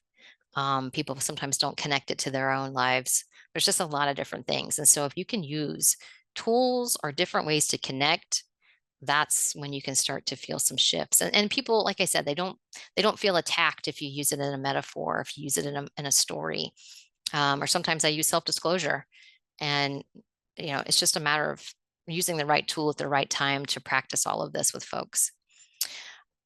Automatic negative thoughts. And you can Google this if you're not familiar with it. There's a whole list of just literally it's what they are. I say sometimes I flick them like, that's not helpful. I'm going to flick that. Or like you can squash them. You can do all sorts of things with automatic negative thoughts, or like I do a self-talk replacement. And so one time I was working with a client and I said, can you identify some of the automatic negative thoughts that you've got? And she was awesome. She didn't skip a beat. She was like, girl, I got a whole damn ant farm up here. And I was like, that is helpful information, right? Like, one, she's got insight. Two, that's a mindfulness of it, right? Like, we can work with that. That is the stuff that I like. And so you just gotta, people just have to have, again, just a mindfulness of, oh, that thought is not helpful. That thought is keeping me stuck. And so just mindfulness of words. And again, this ties back to a subjective experience. And so a particular word might be causing conflict in a mediation session or keeping people stuck. And so just navigating a particular word can be kind of fun. And then just, again, being present, being aware of what's happening. And sometimes as mediator, not being in our own head. Like, it's easy to want to think about, what am I going to say next? Or, oh, that was stupid. Why did I say that? Right? Just being present instead of doing our own judgy stuff that we do. Believe me, I am the most judgy person of my own thoughts. It is not good. So years ago, and I have to laugh, my phone's, I don't know, for whatever reason, my phone's blown up, but Ronnie Beach, he's a dear colleague of mine. Those of you on the Kansas side, you probably know him. He's been my mentor for over 20 years, and everybody needs like a Ronnie Beach in their life, right? But this was a 2014. It was 2014 when I started bringing in meditation and stuff into mediation. And I was giving a training on this, and I did this activity because I was doing this in mediation, and I still do, doing the deep breathing, getting people's vagus nerve calm, right? Just, I'm safe, I'm in control. And Ronnie Beach was like, Dawn, and I think he raised his hand in the back of the room. He's like, I get what you're saying, but I just don't think this is something I'm going to use. And I was like, that's fine. You do you, boo. It's fine.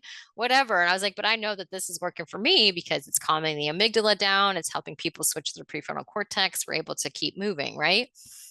And I'll be honest, guys. I mean, I've had people have panic attacks in the parking lot. People want to have a trash can by them so they can throw up. Like, you list that. The list is, I've been a mediator for 21 years. So you name it, I probably have had it happen at some point, in terms of just how to navigate or how to prevent some of the stuff that's happening. And so getting back on Ronnie. So 2 years goes by, and my phone rings, and he's like, that deep breathing thing that you did that one time or something? And I was like, yeah. He's like, I tried that today and it worked with the clients. I was like, yeah, you don't say. And so even though it might sound outlandish right now or something you think you would never use, you just wait.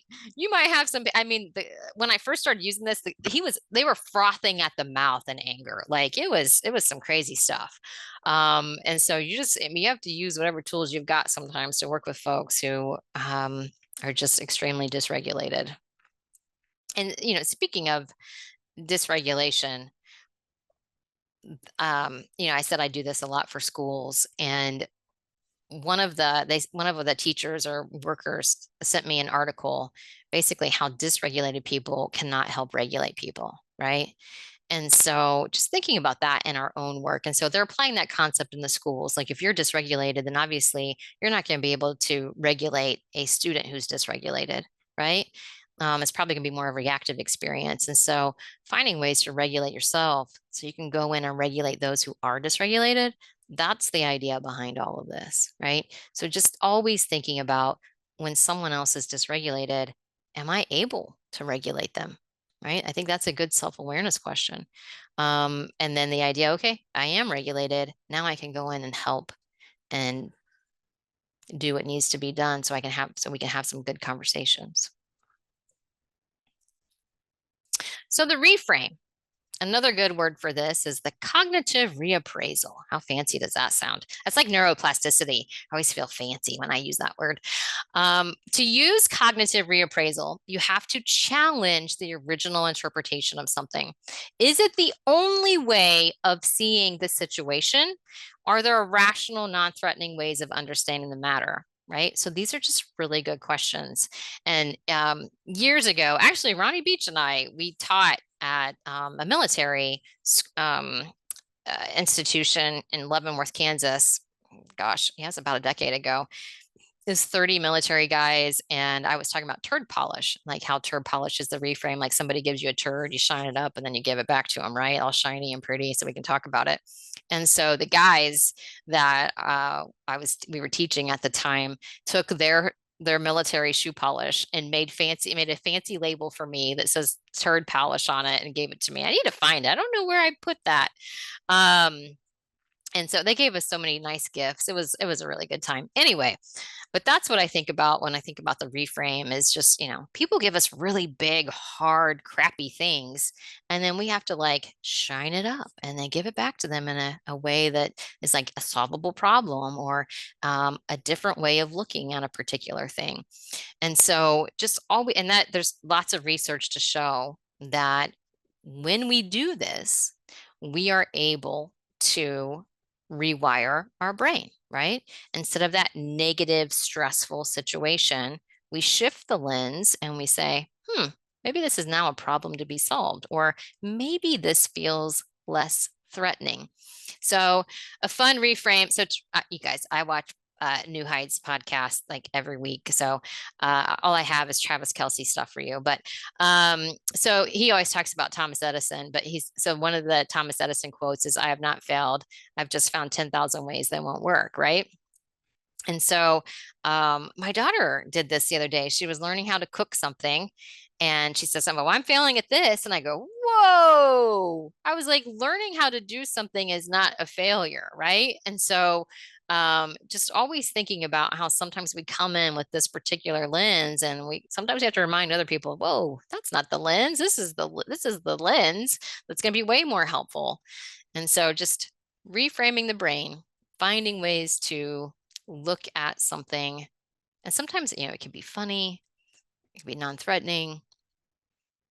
Some people will be like, "I'm going to sue your ass." And you say, "Okay, well, court is an option," right? There's lots of other options too, right? We're just creating this idea that there's more choices, that there's more ways of doing things, but it's still an option, right?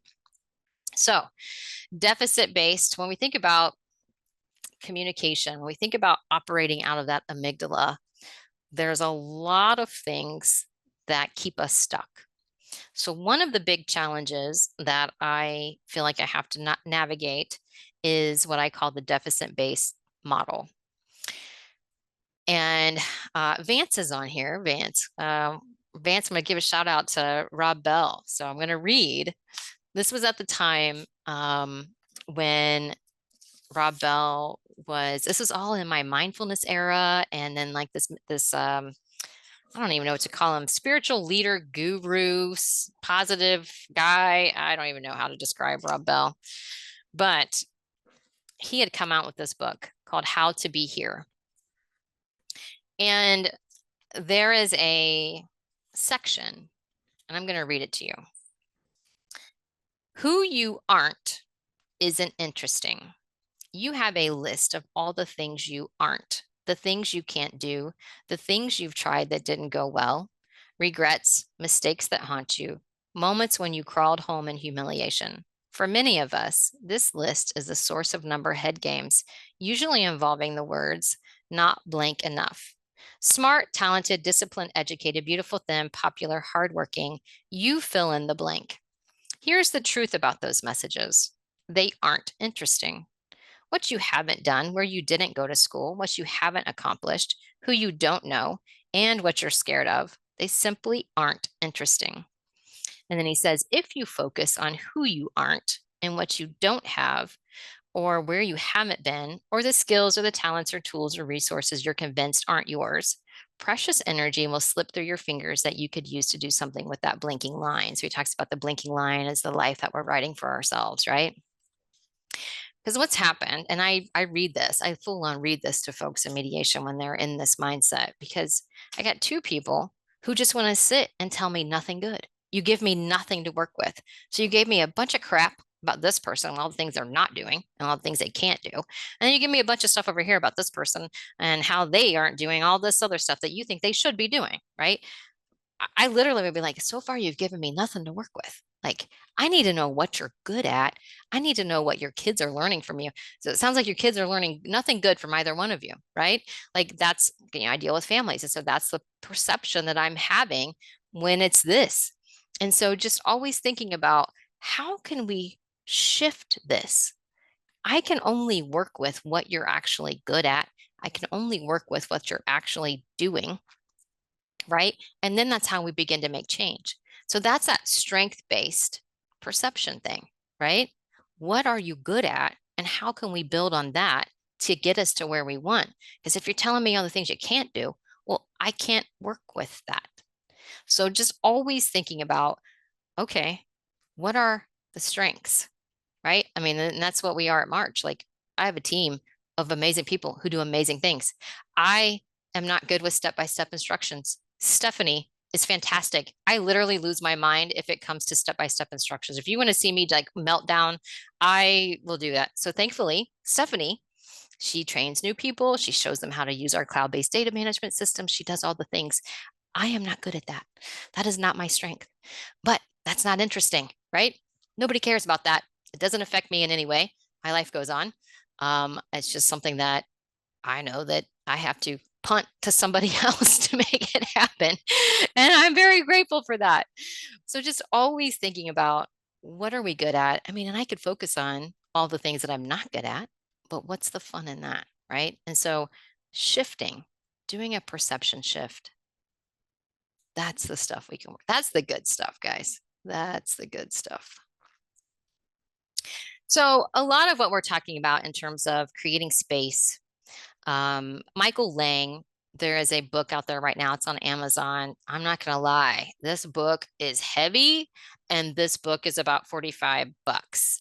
I have 3 that I can sell. So the first 3 people, if they want to, I think I can sell it to you. I think I bought them for 25 bucks each. I'll ship it for free if you're interested. You can shoot me an email at dkuhlman@marchmediation.org. First 3 people, and I'll ship it to you for free, but you got to Venmo me or like figure something out for 25 bucks. But this is like creating, when I talked about creating space, this is the whole premise of what Michael Lang is doing. Processing out like after clients leave, things that went well, things that didn't go well, what could I do better?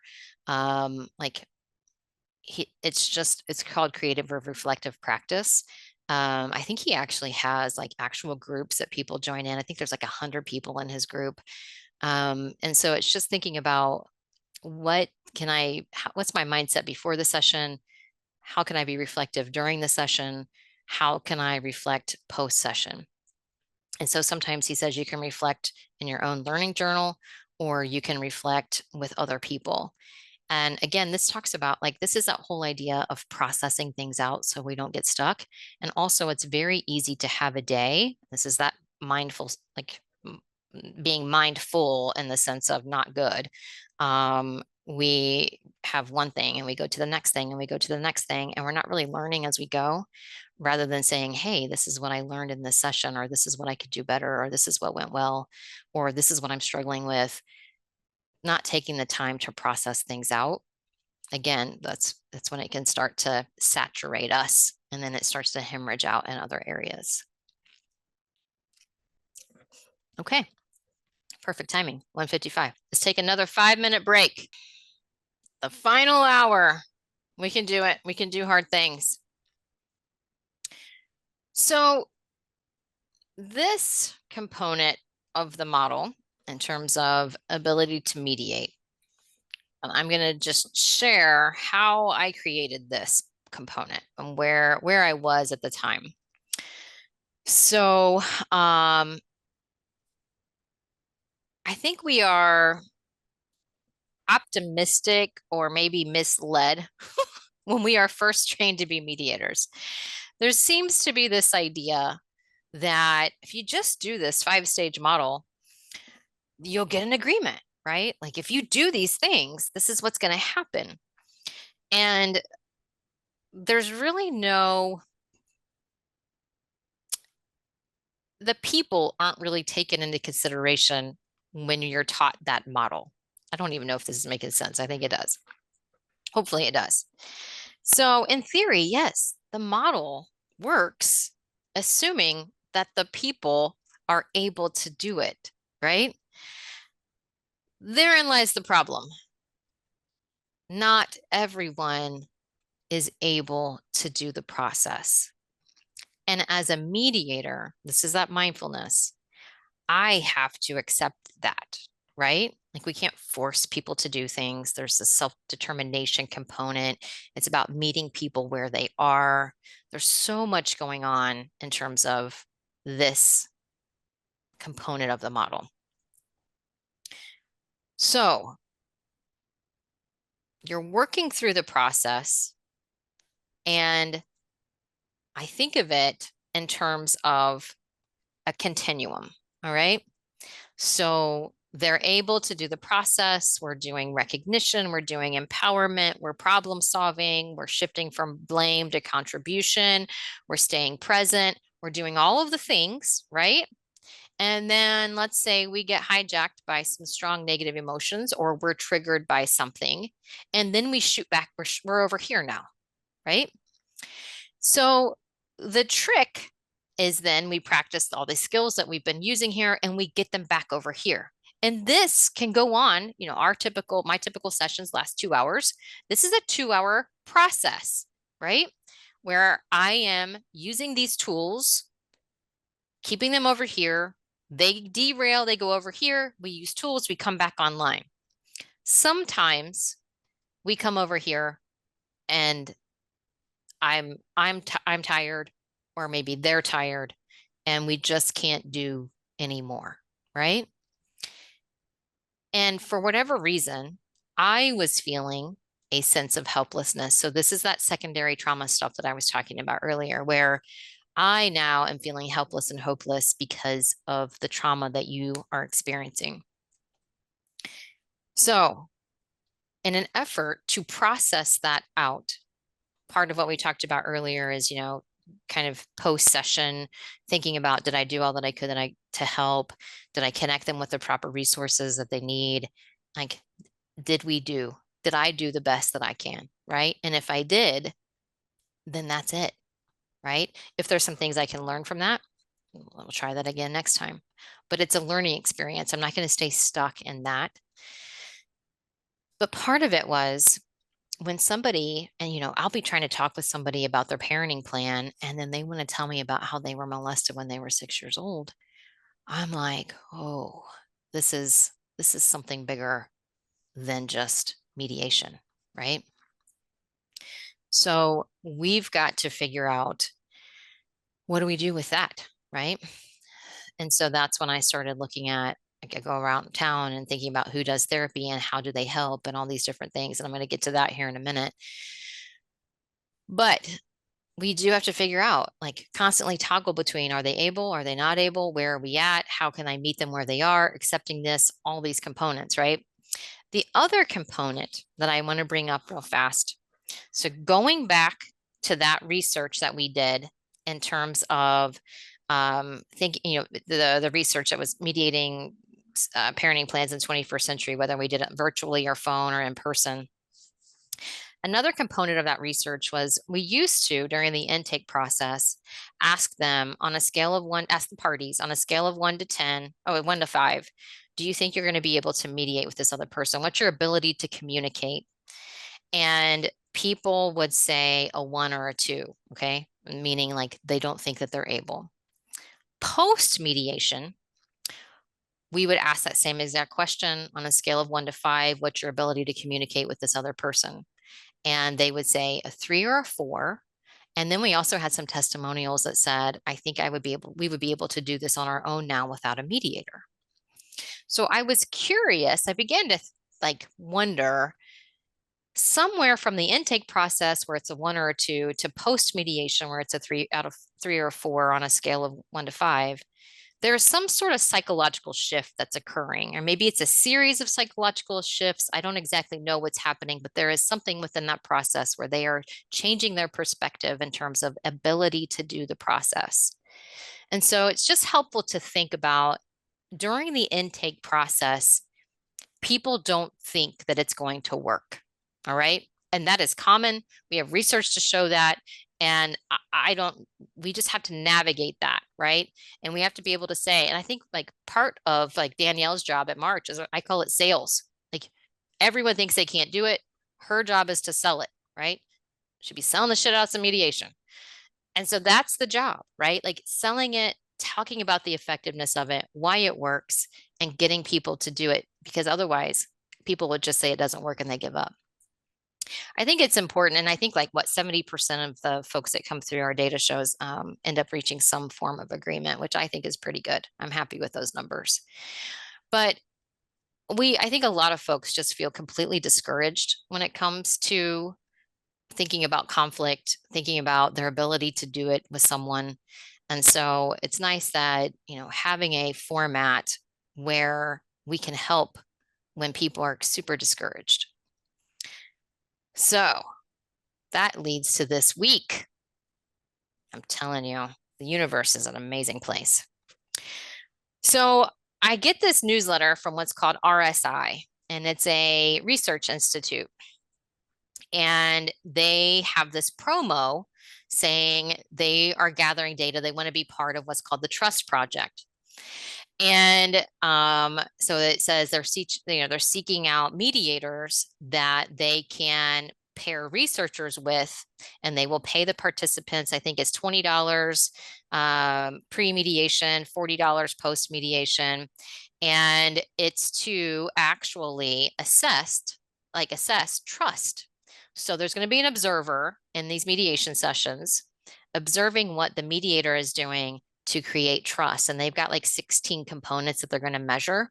And any of you can do this. If you're interested in doing it, reach out to Jennifer. She'll Zoom with you. She'll talk to you all about it. And at the end today, when I send out the PowerPoint and the recording and everything, I'm actually going to attach a page that you can reach out to Jennifer about if you're interested in doing this as well. But when I talked to Jennifer, I said, I think this research is going to outline the psychological shifts that are occurring, at least part of them, from the 1-2 self-report to the 3-4 self-report, right? Like this is the data that's going to be collected that's going to make that connection in my brain in terms of what's happening during this process where people now are feeling comfortable with each other and or the mediator in order to make the changes that they need. So I'm super pumped about this. I just got to get the state on board, and then it's a matter of getting our staff trained on it. But I think it's going to put these connections in place in terms of what's actually happening during the mediation process. So when folks are truly unable to do the process as a mediator, it is super stressful. This is what it can look and feel like: incessant yelling, no problem solving, tons of blame, not a whole lot of insight into how their behaviors are contributing to things. I've had people slam tables before, jump across to rip papers up. I mean, you name it, I probably have seen it. And so this is stressful for my brain, right? So back in the 90s, they discovered that we have these things in our brains called mirror neurons. And so if I see somebody doing something, like at the time, monkeys were eating, or researchers were eating ice creams, and the monkeys' brains became activated in a particular area. And that's how they discovered mirror neurons. So we as people, especially as mediators, we have these. It creates empathy. It creates connection. They actually say the higher amount of mirror neurons, the more empathetic you are as a person. All sorts of research behind this. And this is a good thing until we're in this environment and our brain then is like, what is happening, right? And so again, it goes back to that self-care component. Being around this for a long period of time can begin to take its toll on us. And so just thinking about our mirror neurons, what they're seeing, how they might want to mirror what they're seeing, and how we can do like self-regulation, maybe do some self-talk, do our deep breathing, all sorts of whatever we need to do to get ourselves back on track after being exposed to this for any amount of time. So let's say we are seeing all of this. People are begging us for help. People are begging us, telling us about stories of their past. saying they want something different, that's where this final component comes in. So community resources, that was my big question. Who are the people that can help? How can they help? And also you have to remember, I was having my own mental health journey at the time. And so I wanted to selfishly know who the helpers were, because I was using them and I still am using them. And so what is trauma informed? What does this look like? So finding people in your community, having trained, the staff, all my staff are on here today, which is fantastic. Thinking about coping, thinking about self-care. All of these things are components of having a trauma informed model, having good mental health. It takes a village. That is the truth. So if the idea, whether it's a big T or a small t, is stuck in our body, right, governing our behavior for decades at times, then how do we get it out? That was the big question. If I am dysregulated, then how can I become regulated? So again, I go back to my guiding map, was the body keeps the score. And that's when I began to learn about, and this is where you guys are going to think that I have gone off rails. This portion of the training is unconventional. All right. I'm just going to use those words in terms of things that I have found to fix my dysregulation. They are unconventional. And I bring this up because talk therapy doesn't help regulate the body. Okay. I'm just going to say it. It's not really designed for regulation or processing trauma. It's not to get trauma unstuck. And so some people will say, well, I've been going to therapy for 7 years and I don't really think it's working. What type of therapy are you doing? And if it's just a talk therapy, you probably need something else, a little supplement to help regulate the brain and the body. So this is where the neuroplasticity comes in. This is where if we're going to change things up, these are some techniques that work. So EMDR, neurofeedback, meditation, yoga, and then EFT is what's called the emotional freedom technique. Quick, fun testimonial about EFT. Here in my county, they use this with the juvenile. David Strabila as the therapist that works with the kids. He teaches EFT, and he actually did EFT with me on a situation, and it is amazing. I don't even remember what the situation was now at this point, but it's a tapping, right? So if you Google EFT or tapping, you hit your pressure points and you just kind of work through. And so if you become dysregulated, you can tap and then regulate yourself back. He's teaching the kids this in the juvenile office here in our county. And so my favorite story is one of the kids was at Walmart. He became dysregulated. And I always joke, I mean, doesn't everybody become dysregulated at Walmart? And so anyway, he becomes dysregulated and he goes into the bathroom and he taps out. And obviously, then he's using that at school. He's using that in different places to keep himself regulated, which is fantastic, right?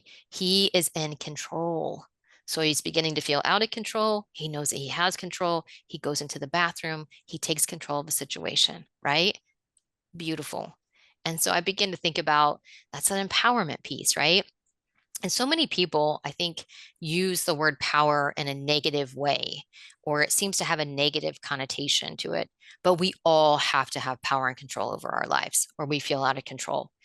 And so just thinking about how we can reframe it, right? There's healthy and unhealthy ways of emotion, expression.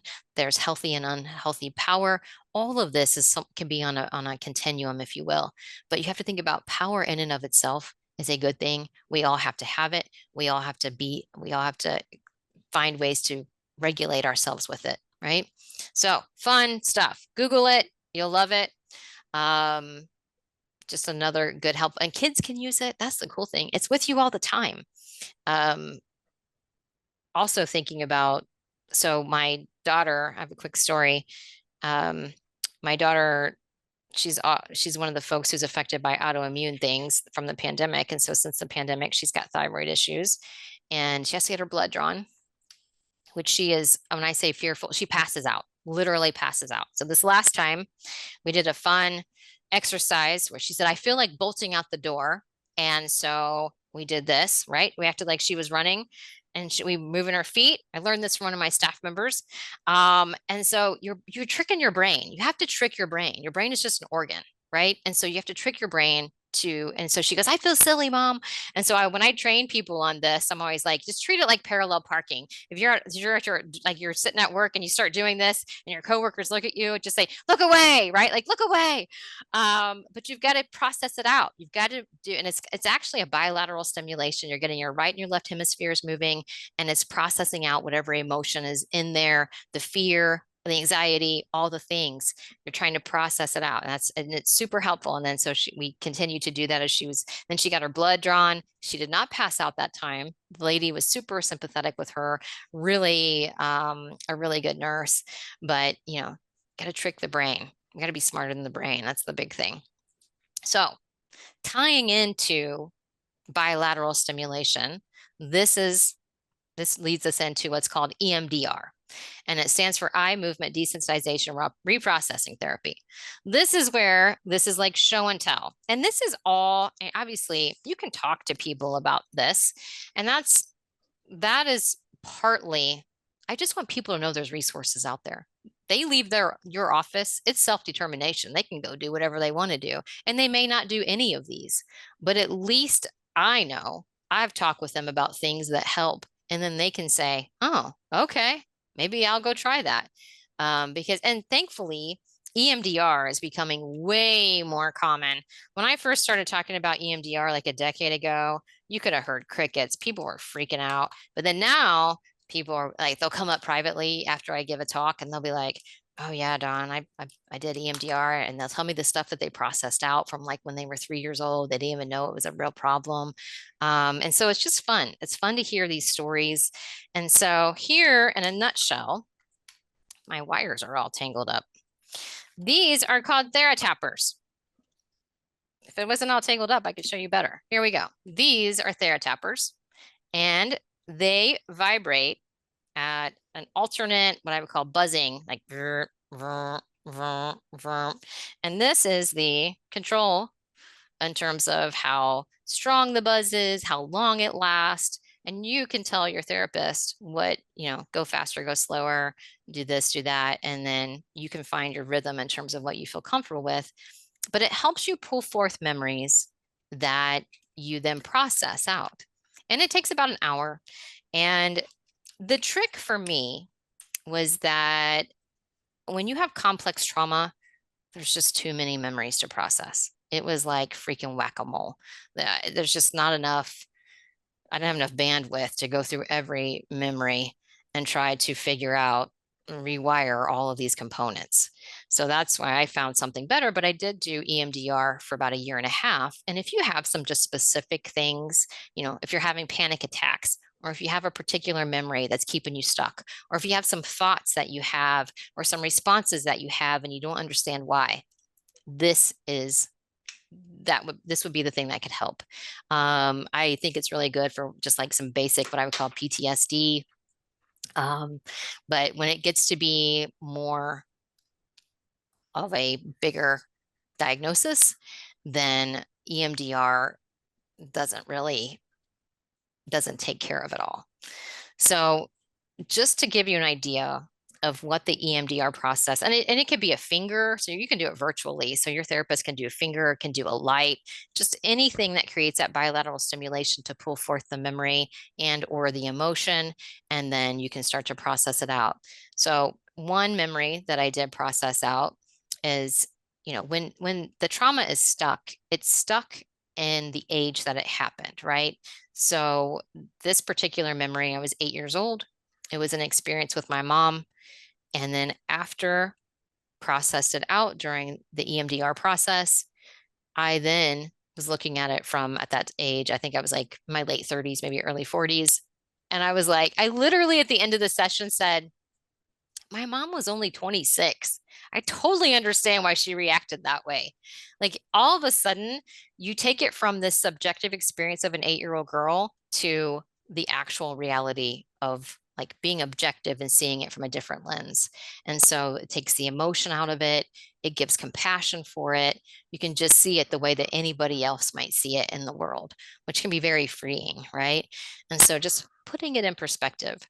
One of the benefits of this method of therapy is that there's no talking necessary. You don't have to tell your therapist about what you're seeing, what you're experiencing. Sometimes trauma can be very shameful. People are very embarrassed. And or it's just like mediation. It can be re-traumatizing.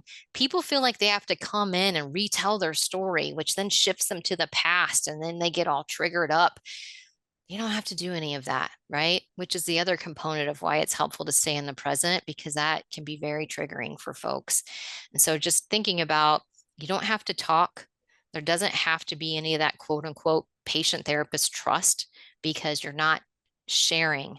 You're not going back per se to share it all. You're just focusing on the emotion and helping that process out. There's a lot of books. Francine Shapiro has written a handful of books on it. I think I've read them all. They're amazing. A lot of Olympians use it because, not to sound hokey, the only thing holding you back is yourself. And so a lot of them use this to process out anything that's keeping them stuck. And so it's used by a lot of athletes. Neurofeedback, I'm gonna get to this in a minute. I'll calm down. I get so excited. I'll calm down. But so let's talk about the shift wave experience. True story. My therapist is Teresa Hubbard. And I've been going to her for, I don't know, since 2015. And this past year, I go in for what I think is going to be a neurofeedback session, which I'll talk to you about. And she says, you want to try something new? And she takes me in this room. And it's literally a lawn chair. Guys, I'm not being dramatic. It is a lawn chair. And I say to her, I go, how much was this thing? And she's like, $10,500. I'm like, okay, so this is a $10,000 lawn chair that I'm about to sit in. So this is how it works. These nodules that you see, they actually vibrate at alternating rhythms. So, and you've got headphones on, as you can see here, and you've got a mask on. It dysregulates you. Okay. So it's like what I would call EMDR for the body is how I would describe it. So that this is on the body. So you become dysregulated. And then through the talk and you're in a sensory proof room. Okay. So there's nothing, you can't see light, you can't see anything. And so it's focused strictly on just the body dysregulation and then regulating it back. So then it does talk. And it's a guided, there's like 45 guided stories in this thing. And it's a guided story bringing you back to regulation. Okay. And so dysregulation, and then it slows down, and then it regulates you. And then it has you do like the deep breathing so you can connect your vagal, right? You're activating all of that. It's a whole brain body experience. The first time I did this, I'm not going to lie, I was out of my head for about 2 months. And I was like, I don't think I can do this again. I have since done it again. I did a shorter one. A lot of people, they have a ton of good experience out doing it the first time. But like I said, my dysregulation is probably a little bit more than others. And so I've done it twice now. After the second time, I did not get a headache, but Stephanie was at the office when I came back from the first time I did it. And she was like, I don't think I would try that. I was all over the place. I was like, I don't think I can work today. I was like, I'm completely disoriented. My body was just shifting. It was trying to recalibrate after this. So it's truly a shift wave experience. It's literally trying to shift your body back to homeostasis, if you will, after being dysregulated for so long. But I noticed like my system does feel more calm now. Teresa, she's not afraid to try new things. She was like back in 2017 when my memory was really bad. I didn't even talk about memory and how it affects, like how trauma affects memory, but I had no memory of my kids when they were little. And so one of the things to help restore the memory was we did a meditation, and she took a corn bag and heated it up in the microwave. And then I laid it on my chest and I laid on the floor. Man, guys, when I say the body keeps the score at the time, and so I wanted to selfishly know who the helpers were because I was using them and I still am using them. And so, what is trauma informed? What does this look like? So, finding people in your community, having train, the staff, all my staff are on here today, which is fantastic. Thinking about coping, thinking about self-care. All of these things are components of having a trauma informed model, having good mental health. It takes a village. That is the truth. So, if the idea, whether it's a big T or a small t, is stuck in our body, right, governing our behavior for decades at times, then how do we get it out? That was the big question. If I am dysregulated, then how can I become regulated? So again, I go back to my guiding map, was the body keeps the score. And that's when I began to learn about, and this is where you guys are going to think that I have gone off rails. This portion of the training is unconventional. All right. I'm just going to use those words in terms of things that I have found to fix my dysregulation. They are unconventional. And I bring this up because talk therapy doesn't help regulate the body. Okay. I'm just going to say it. It's not really designed for regulation or processing trauma. It's not to get trauma unstuck. And so some people will say, well, I've been going to therapy for 7 years and I don't really think it's working. What type of therapy are you doing? And if it's just a talk therapy, you probably need something else, a little supplement to help regulate the brain and the body. So this is where the neuroplasticity comes in. This is where if we're going to change things up, these are some techniques that work. So EMDR, neurofeedback, meditation, yoga, and then EFT is what's called the emotional freedom technique. Quick, fun testimonial about EFT. Here in my county, they use this with the juvenile. David Strabila is the therapist that works with the kids. He teaches EFT, and he actually did EFT with me on a situation, and it is amazing. I don't even remember what the situation was now at this point, but it's a tapping, right? So if you Google EFT or tapping, you hit your pressure points and you just kind of work through. And so if you become dysregulated, you can tap and then regulate yourself back. He's teaching the kids this in the juvenile office here in our county. And so my favorite story is one of the kids was at Walmart. He became dysregulated. And I always joke, I mean, doesn't everybody become dysregulated at Walmart? And so anyway, he becomes dysregulated and he goes into the bathroom and he taps out. And obviously, then he's using that at school. He's using that in different places to keep himself regulated, which is fantastic, right? He is in control. So he's beginning to feel out of control. He knows that he has control. He goes into the bathroom. He takes control of the situation, right? Beautiful. And so I begin to think about that's an empowerment piece, right? And so many people, I think, use the word power in a negative way, or it seems to have a negative connotation to it. But we all have to have power and control over our lives, or we feel out of control. And so just thinking about how we can reframe it, right? There's healthy and unhealthy ways of emotion, expression. There's healthy and unhealthy power. All of this can be on a continuum, if you will. But you have to think about power in and of itself is a good thing. We all have to have it. We all have to find ways to regulate ourselves with it, right? So fun stuff. Google it. You'll love it. Just another good help, and kids can use it. That's the cool thing. It's with you all the time. Also thinking about, so my daughter, I have a quick story. My daughter, she's one of the folks who's affected by autoimmune things from the pandemic. And so since the pandemic, she's got thyroid issues and she has to get her blood drawn, which she is, when I say fearful, she passes out, literally passes out. So this last time we did a fun exercise where she said, I feel like bolting out the door. And so we did this, right? We acted like she was running and we moving her feet. I learned this from one of my staff members. And so you're tricking your brain. You have to trick your brain. Your brain is just an organ, right? And so you have to trick your brain to, and so she goes, I feel silly, mom. And so when I train people on this, I'm always like, just treat it like parallel parking. If you're at your, like you're sitting at work and you start doing this and your coworkers look at you, just say, look away, right? Like, look away.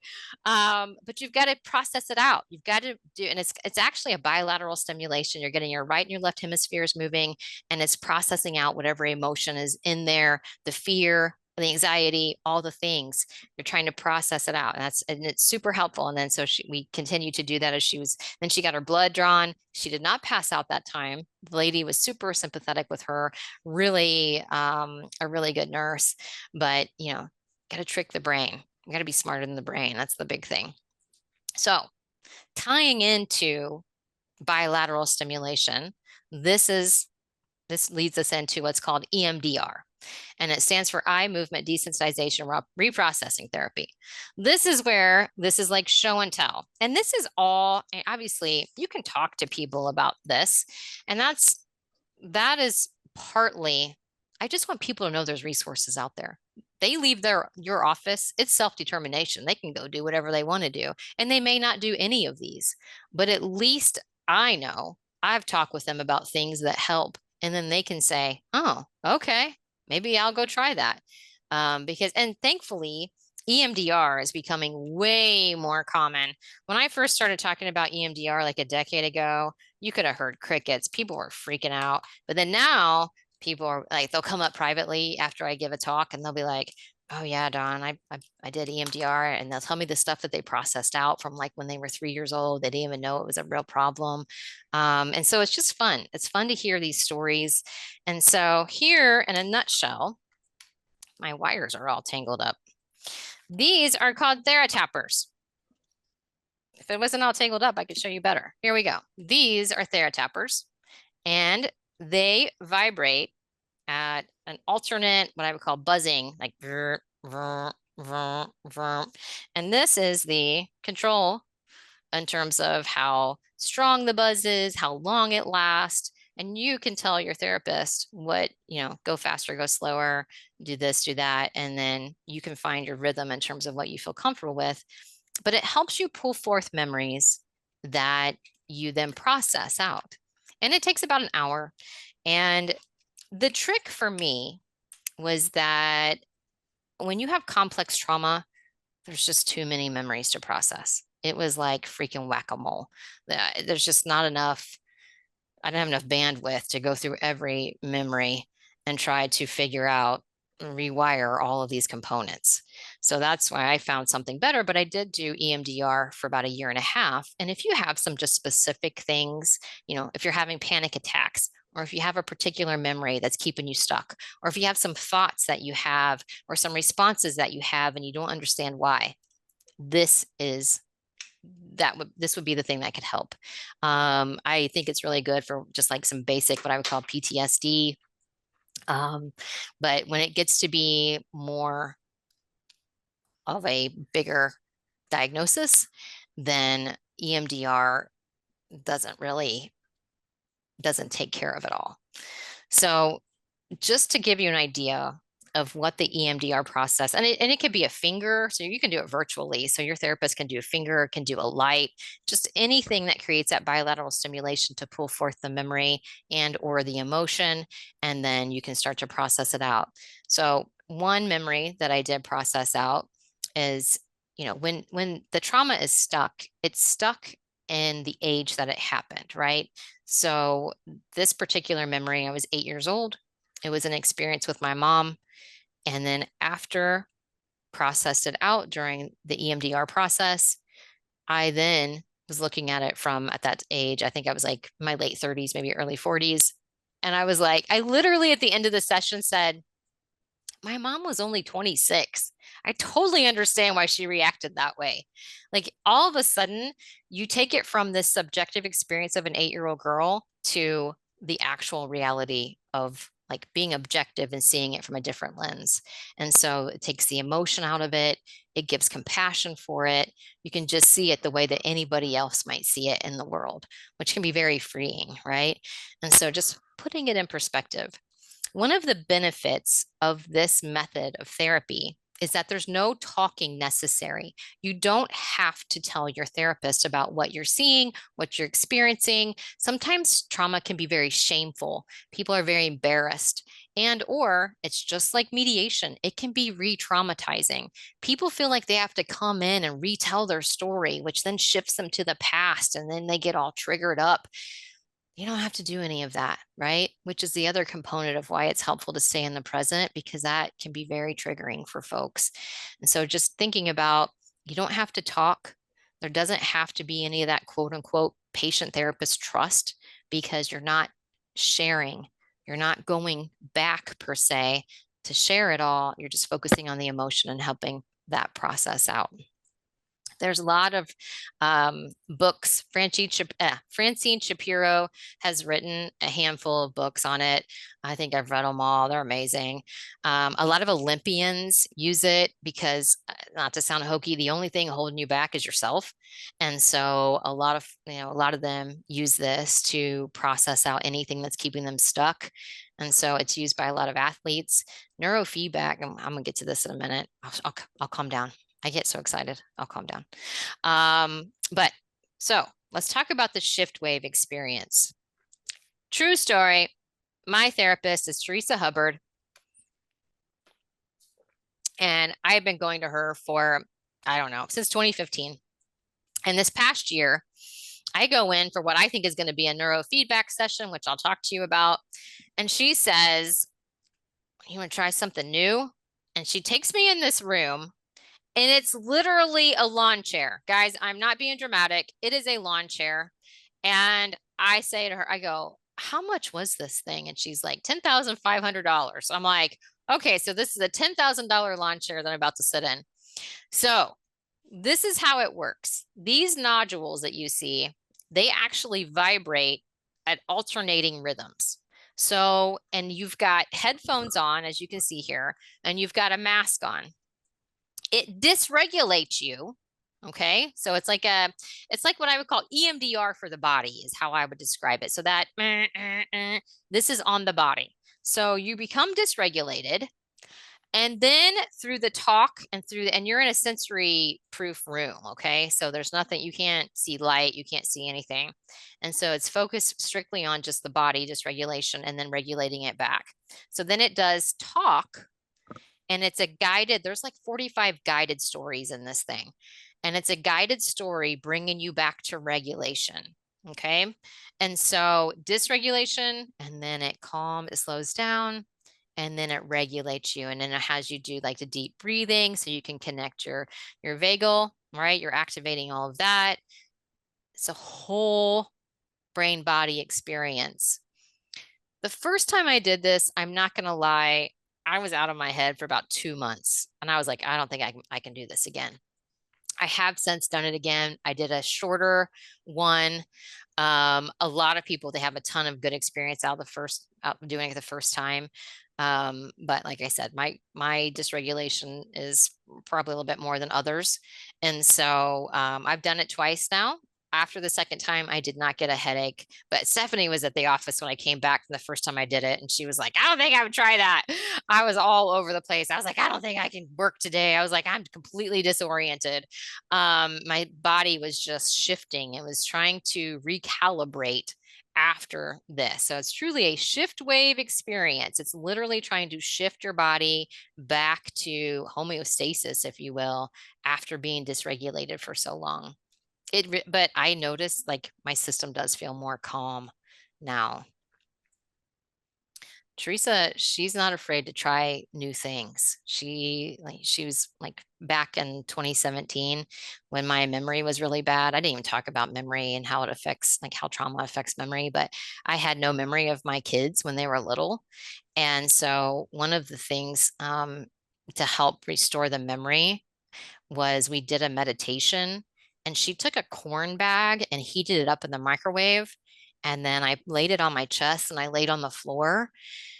Man, guys, when I say the body keeps the score, the body keeps the freaking score, right? Like it just keeps it. Every time I talk about this stuff, I use the F word. I apologize. It's very, I don't know, emotional, but I was able to retrieve memories of my daughters from that. I mean, I had tears coming down my face. Like I didn't think it was possible. I thought they were just gone. I thought it was, whatever. But then that's the other, like just letting the body, focusing on that, focusing on being safe, letting my brain and body know that it was okay to retrieve those memories. And then I was able to move forward. It's just crazy when you say that stuff out loud. So Teresa also does neurofeedback. This is now covered by Medicaid. It is, and a lot of kids will do what's called biofeedback. So I know like our local Children's Mercy has biofeedback. And so it's where, they put you on a biofeedback loop and you see they dysregulate you. And it's kind of like the chair in a sense. They dysregulate you and then you calm yourself back down. And so it's always about knowing what your base level is. And that's like all things in life, right? So like if you know you're dysregulated, how to get yourself back on your base level, you're just constantly training your brain and your body on how to go back to the base level. So neurofeedback is really good with complex trauma, traumatic brain injury. They did a study on the Denver Broncos. A lot of those guys had CTE, which is obviously, the concussion, and all the bad things that can come out of that. They've been doing neurofeedback with them. The wives are reporting that they are different guys. It's rewiring the brain. And obviously it's helping with traumatic brain injury. So it's also really good with like medical issues, adoptions, all sorts of stuff. Teresa's got so many stories of one guy, he went to war, he came back, his smell wasn't working. He's been doing neurofeedback and now his smell works. And one of the first things he did was went in and smelled his children. And they were like, Dad, you're creeping us out. And he's like, I don't care. He's like, I don't know how long this is going to last. And so he's just been sniffing his kids. So just, all of the amazing things in terms of how this works and the testimonials in terms of just rewiring your brain. So this is me. This is what it's like when you do neurofeedback. You actually have sensors or electrodes, and there is a 3 picowatt volt. And you can't even feel this voltage. This is not like getting your brain shocked back in the days. You actually have a higher voltage, I think, in your cell phone than actually neurofeedback. So I don't want to scare anybody, but just think about that for a minute in terms of it's probably doing something to our brains. But thinking about so you put these sensors on and it goes from one side to the next, right? In terms of, getting the left and the right hemispheres to communicate with each other. That's all part of the process. You actually have a grounding wire back here. And I've done this pretty much every month since 2015. I am scared to stop. I am very open about, what this looks like for me. It works. And, Teresa told me that one neurofeedback session is the equivalent of 7 years of talk therapy. And so just thinking about what it does for the brain and just how quickly it does it. And some people get a couple sessions a week. Like I said, I only do it once a month. I felt like anything more than that was too much for my brain to handle. So I do it at my own pace, if you will. And it literally just creates a new way of thinking. So let me give you an example. So earlier when I was talking about these neural networks, right? There's the information highways. After neurofeedback, I would be like, is that the only way to solve that problem? Is that the best response to this? Like you just started asking questions and then trying new things. Because your brain was broadening, if you will, was able to think clearly. And earlier when I talked about being able to be curious, those were the things that were happening. Like I was able to do and ask questions. And so my big thing is, I feel like it's my job to just let people know that these things exist. What you do with this information or what the parties do with this information is on them. But I didn't know things like this existed until I started dabbling in it myself. And I have found them to be super helpful. And then they can have their own journey in terms of what they find to be helpful. But there's also what's called somatic experiencing. I did that for like a year and a half. It's where you just really focus on your body, because I felt like neurofeedback was a big brain, obviously, focus. And I will say, and I think the next slide is this talks about just neurofeedback. So what you just saw in that picture is what's called passive neurofeedback. Like I just sit there, I don't do any work, and literally the voltage just goes through. Whereas active neurofeedback, and that's what I first started with, it's like a video game. And a lot of like going back to talking about with kids when they do it, the sensors actually control a video, like they can do a plane, like the plane has to hit certain things or go through certain points, and it's all controlled by your brain. That's what's called active neurofeedback. I think I received a lot better treatment by doing passive neurofeedback, but again, it's just a matter of what's going to work for you and what you feel comfortable with. But you see on here, there's like a 75-80% success rate, which I think is pretty good. And it's non-medication based. That's the other thing, because a lot of times clients will talk about how they don't want to take medication. And so all of these different forms are non-medication based, which can be very inviting and less scary for folks. But I often tell people, if you're already taking medication, do not stop taking your medication when you start doing these things. It's something you got to work with your doctor with and your therapist. And but because I've known people who like they started doing this, and so then they stopped taking their meds, and I'm like, oh my gosh. Whew. So no, this probably doesn't mean much to you, but it certainly makes my brain feel happy for some reason. So this was my brain in 2015. This is an EEG, and this is through the neurofeedback process. And there's a computer screen there that can see your brain as it's going. And so Teresa, I've asked her to always take screenshots of my brain as we do the process. And so this was it in 2015 when I first started. And then this is it in 2024. And it just feels better, guys. It just looks better.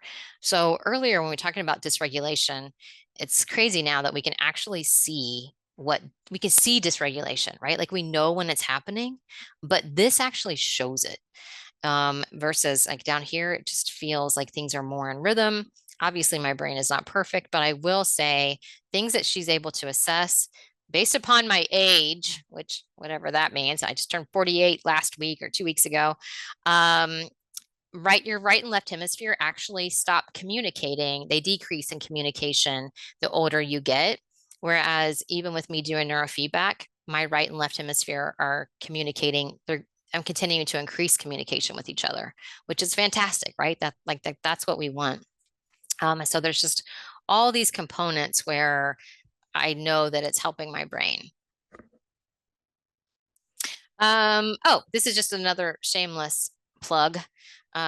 We do a podcast at the office. It's called Helping Humankind. And so Dawn King, I've interviewed her. She is on here. We have one, we talk about subjective experience. And then I have one with Teresa Hubbard, my therapist, and she and I talk about all these different methods in terms of how they help. And she talks about how they work. Those are things that I don't care, honestly. I have some basic ideas, but she goes into some of the details of it.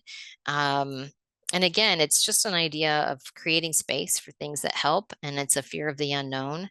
And it takes some courage, I think, to do these things. But I knew for me that what I was doing was not working. And I heard this when I was in Ojai, like the tools are there, the tool belt's there, but there's a disruption. So like I had all this knowledge. Obviously, I'd been a mediator for a decade. But when it came to my own conflict resolution, I was becoming emotionally derailed and emotionally hijacked and just not able to actually gather the right tool when I needed to use it.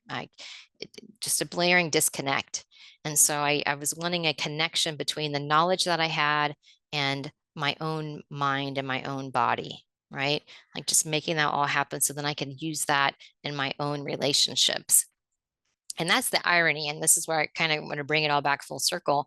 When I first showed up for therapy, I said, because I have communication issues. So just thinking about we as mediators, how many people show up when they say they have communication issues, and who, we can't give them a diagnosis of complex trauma, but just thinking about that circle in terms of, yeah, there's probably going to be some communication issues. And I feel like I'm going to be kind of controversial with this comment, but at the end of the day, if every diagnosis in the DSM is just some form of dysregulation or wiring based upon an environment, can it all just be rewired through neurofeedback? So when we begin to look at things like personality disorders, and I don't know, I just have a lot of questions and a lot of like, is that the only way? But I don't know. Lots of things to think about there. So part of, I think, the paradox of trauma is that sometimes it's the people that we're with that we feel out of control with, right? So those are the folks who sometimes, like, I inflicted a small T on John, right? And so that's the paradox, is that people are the ones that hurt. But then when we think about resilience, people are also the ones that help. And so thinking about who's in our community, how are we going to take care of ourselves? And so I'm not going to lie, the other day when I found this, I was like, this is gorgeous. Now we can say, we know that these things hurt, and now we know that these things help. And this is a resilience wheel. And so just thinking about our relationship with ourself, with our loved ones, with our community. Am I tapping in? Am I volunteering? Just last night we had had a conversation with my youngest daughter. I said, just how are you going to contribute to your community? What are you going to do? And so she's now, meaning, i.e., school, can't just sit on my couch after school every day, is the polite. So I said, what are you going to do with your community? Was the reframe, the polite conversation that I was having with her. And so she's decided she's going to work on theater. So that's good, right? Like, that's how we're getting her involved in community, getting her involved in helping, thinking about our own life purpose in terms of our goals, our passions, things that keep us motivated, where we want to be, right? I always ask people, no matter their age, what do you want to be when you grow up? And then self-care, the body, the mind, the spirit, all of these components. How do we feed? How do we nurture? So in addition to there being an ACE survey, there's also what's called a resilience questionnaire. And so you can Google resilience questionnaire. It's 14 questions. And so underneath the resilience questionnaire, I'll just go through some of these. I believe that my mother loved me when I was little. I believe that my father loved me. When I was little, other people helped my mother and father take care of me, and they seemed to love me. I've heard that when I was an infant, someone in my family enjoyed playing with me, and I enjoyed it too. So when I was a child, neighbors or my friends' parents seemed to like me. Talks about teachers, coaches, youth leaders, ministers. Someone in my family cared about how I was doing in school. You begin to get this feeling, right? And I hate to say it, school is a huge resilience component. And I feel like school doesn't get enough credit for how much they are doing. Even though, and just to kind of tie this up, even though I have like an ACE score of a 7, I think I have like a resilience score of like a 14. Definitely, even though my family was crazy as all get out, they love me, and I know they love me. And you have to navigate all of that, right? And so just thinking about what are the things that help, and how do we tap into those? And again, you can see how important you are as a person in someone's life. Number 13, I like this one. I was independent and a go-getter. 14, I believed that life is what you make it, right? Like, that's not a blame mindset. That's I'm empowered of my own life mindset. And it ties into everything that we've been talking about. So, questions, thoughts? And then once we're done, we'll wrap up. Thanks for being patient with me today. Dawn, I absolutely love this resilience wheel. Yes. And many times we don't get an opportunity to just push the pause button and really think about spaces where we did feel loved and where there was a community that demonstrated that to us in a number of ways. But then also embracing people for how they loved us, maybe in limited quantities, or they were able to give us basically what they were able to give us. And I also learned this from Teresa Hubbard. People Yeah. can only give you what they have. Yeah. And that grace piece and really tapping into this. I'm gonna actually, can I take a screenshot of this? Because I think this will be something. Yeah, I'm gonna actually, you can just Google resilience wheel. I don't own this. This is Olga Phoenix. They actually have, I think they have a power and control wheel, which is for domestic violence, and then they just produce this resilience wheel because obviously, you know, domestic violence, At the airport that's a trauma. at 5. Okay, I think somebody. Oh, I don't know. They might need to be muted. Yeah. Okay, good. Well, thank you so much. Yeah, this entire session was wonderful, but I really this resonated. Yeah. So. Yeah. And that's the thing. I don't know if we always are focusing on all the things that help, right? And when I was in California a couple weeks ago, I had a lady come up. I think she was a therapist at the school, and she was like, "How can I empower? How can I connect?" And I said, "Just by being present, just by being there, you're already halfway there." And I think sometimes we overthink that.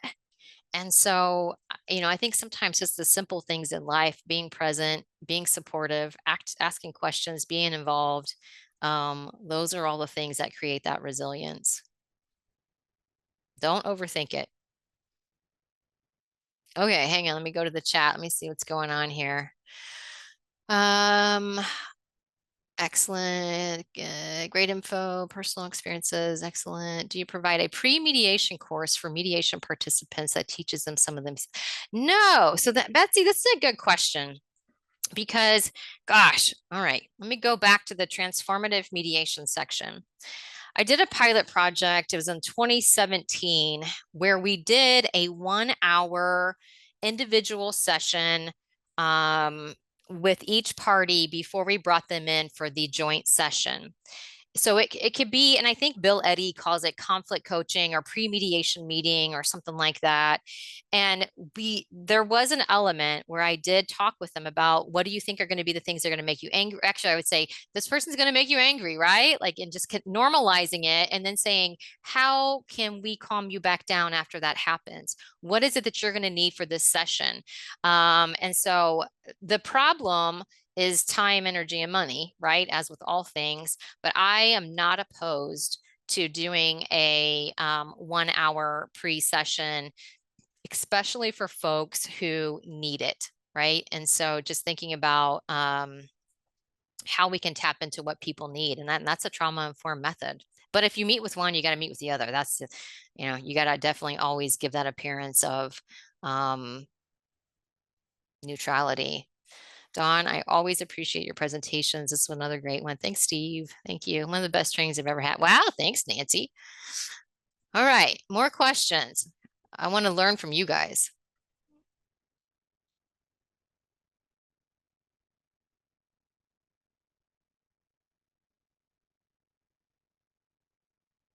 This is it? Are we going to wrap up? I know there's somebody going to be on there. Want to ask a question, but just too shy. Dawn, thank you. Absolutely.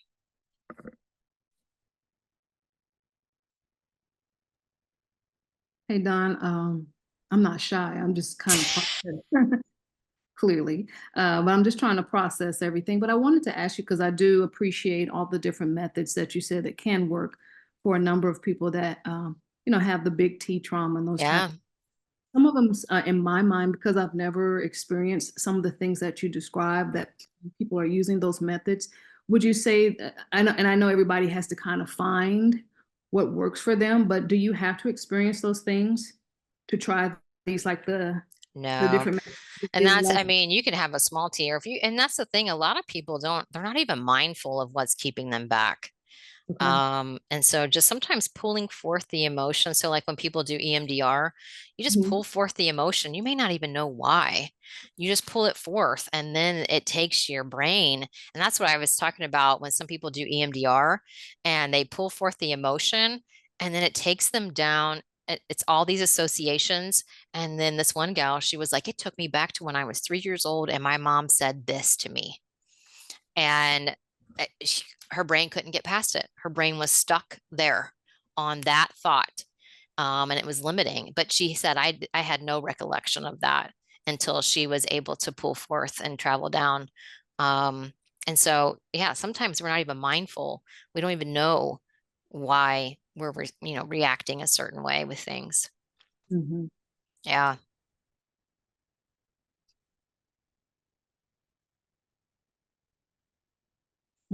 I always feel like people think I'm, oh, wait, let's see here. Thank you. As a trauma therapist, I've shared my mediation clients, different therapy resources, therapy mindfulness skills are part of I was trained to be logical and less empathetic while doing mediations. I find it difficult to keep this format. Thank you for validating that. What I do with my therapist skills and mediation is actually beneficial, not a hindrance or too much in the mediator role. So an interesting thing. So when I first, started dabbling in this and creating this model. This was back in 2017.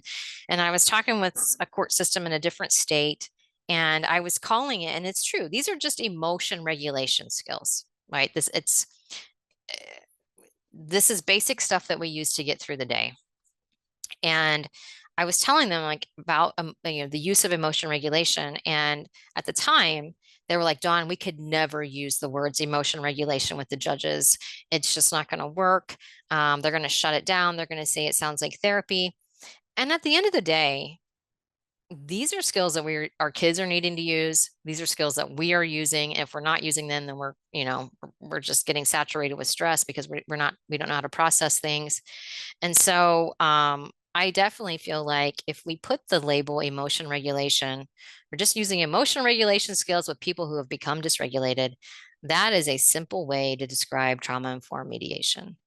And it's just what we all have to do to get through the day, right? Like you don't just go around spouting off your mouth and replying to emails how you want to. And some people do, and we know who they are, and we don't want to act that way, right? Like we try to avoid people like that. And so you just have to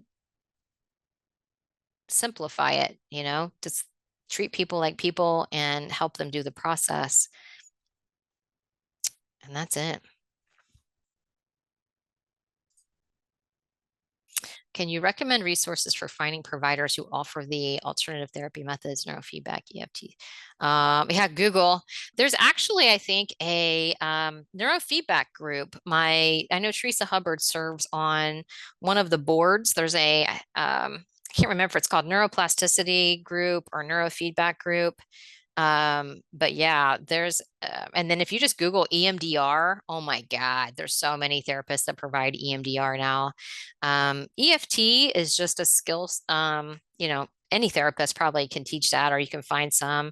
I know when I was seeking a somatic therapist, I talked to my therapy friends and said, who do you recommend for somatic therapy? And I had a list within a day. And so it's just a matter of, and that's having lunch. That's how I started all of this. I just started calling people. Psychologytoday.com will list the therapist by therapeutic focus and location. Love it. So yeah, I just started calling people in my community. I was like, hey, who can I have lunch? Can I buy you lunch? And can you tell me about what type of therapy you do? And that's literally how I connected with Teresa. That's how I connected with a lot of people. And that's just part of building your village, knowing who the village is, like who are the people in the village, and building that community. So yeah, you just got to get out there. I hate to say it that way, but get out there and figure out who's doing what.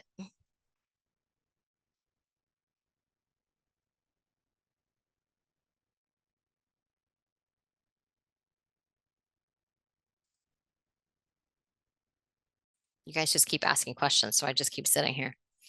Well, while you're thinking of other things, I'm going to send a post-training email. It's going to have a certificate of attendance, but it's a Word format, so you can actually type it in, put your name, put in there whatever you need to. For those of you that are in Missouri, it's going to have a Missouri bar number on there. For those of you that are Kansas, it's going to have there's a Kansas affidavit on there, and this includes 1 hour of domestic violence training. And then there's an online evaluation for SurveyMonkey. So if you ever have any trainings that you think we should be providing, we offer free trainings all the time. And then there's going to be a link for this PowerPoint. There's going to be a handout for the RSI, the Trust Project.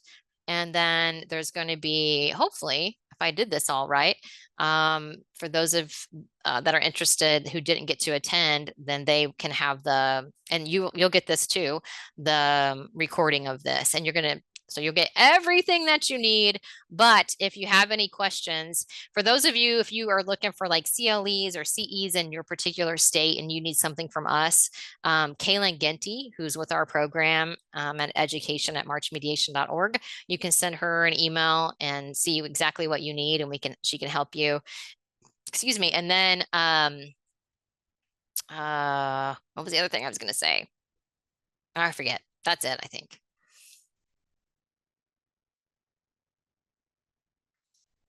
Okay. Well, you guys are free to go. I'll stay on here for a few more minutes and see if there's any questions. I know sometimes people like to wait till it gets smaller to ask other questions. Thank you for attending today. Thank you, Dawn. Yeah. See ya. See ya.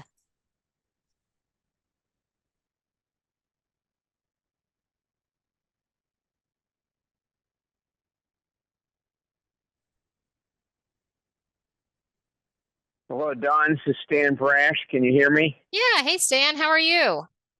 I'm doing well. I want you to know that your daughters and husband are lucky to have a woman of your high quality and kindness. Well, Stan, that's very sweet of you. I think I'm the lucky one, but that's very sweet of you. I'm sure everybody there is thankful for the whole family. Thank you so much. Thank you. Okay, you take care and have a great weekend. You too. Thank you.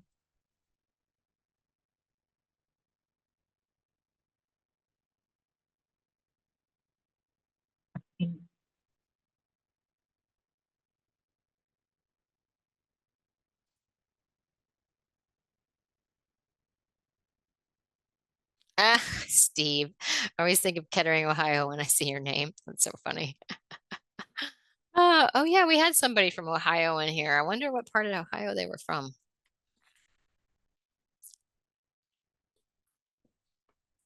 Well, Steve, every time I think about dancing, I think about you, like ballroom dancing. I still regret not being able to go to your anniversary party.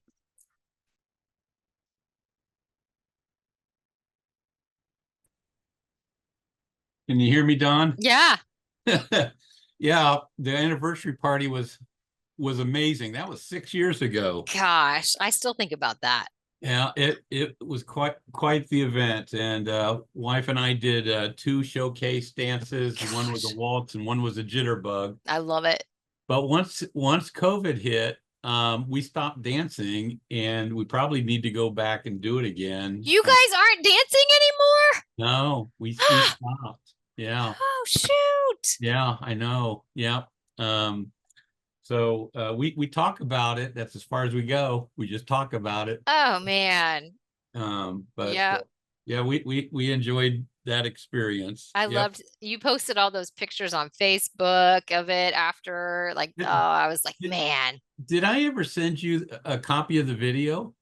No, I don't think so. Oh, we had a videographer do an interview with Brenda and I. Yeah. And I mean, he did a fabulous job. I'll have to I'll give you access to our secure box.com. So it'll be in there and you can click on it and watch it, because I don't think I can send it as an attachment. It's too big. Yeah. Yeah. That's I'll fun. send it to you. Well, I'm glad to see you on here today. Oh, I was glad to be here. That's fun. It was good stuff. Yeah. Really good stuff. Yeah, it's heavy. It can be heavy at times, but it's just part of the world we live in, you know? Oh, while we were, when you mentioned that book, the first book, I ordered it. I got to go pick it up at Target now. Oh my God. The Body Keeps the Score. That's it. Yeah. It's a good book.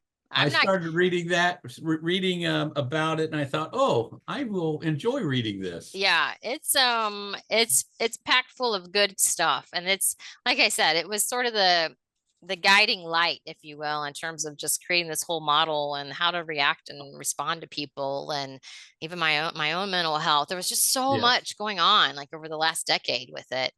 And Yeah. now if my face freezes up, I will not be alone. That's right. Well, I'll send you a link, and you'll get to see Brenda and I do a little bit of dancing in that video. That is so fun. Yeah. Good to see you, Dawn. You I too. hope you're doing very well. We are. I Good. mean, yeah, all things considered, we are. Good. Yeah. Good. You know, I kind of chuckled. Wasn't it your husband that said, "Well, you just don't have the expert way of seeing things"? Oh, I forgot to. Yeah, he's got an art degree, so that was that is why I forgot to tell that part. That's chuckled. what made him an expert on that. Yeah, Yes. I chuckled, and I was so tempted just to write back and say, "Don, your husband's right." Yeah, exactly. See, that's what I'm saying. That's my point. Yeah. Yes. You take care, my friend. You Hey, do you ever chat with I know we still got a lot of people I on, know, but that's okay. do you ever chat with our old friend Mr. Beach? He called me while I didn't talk to him, but yeah, I talked to him probably about 2 weeks ago or so, and he still does some training stuff with me. Oh, that's good. Yeah. He has to do it by Zoom though, right? Yes. Yeah. Yes. Yeah.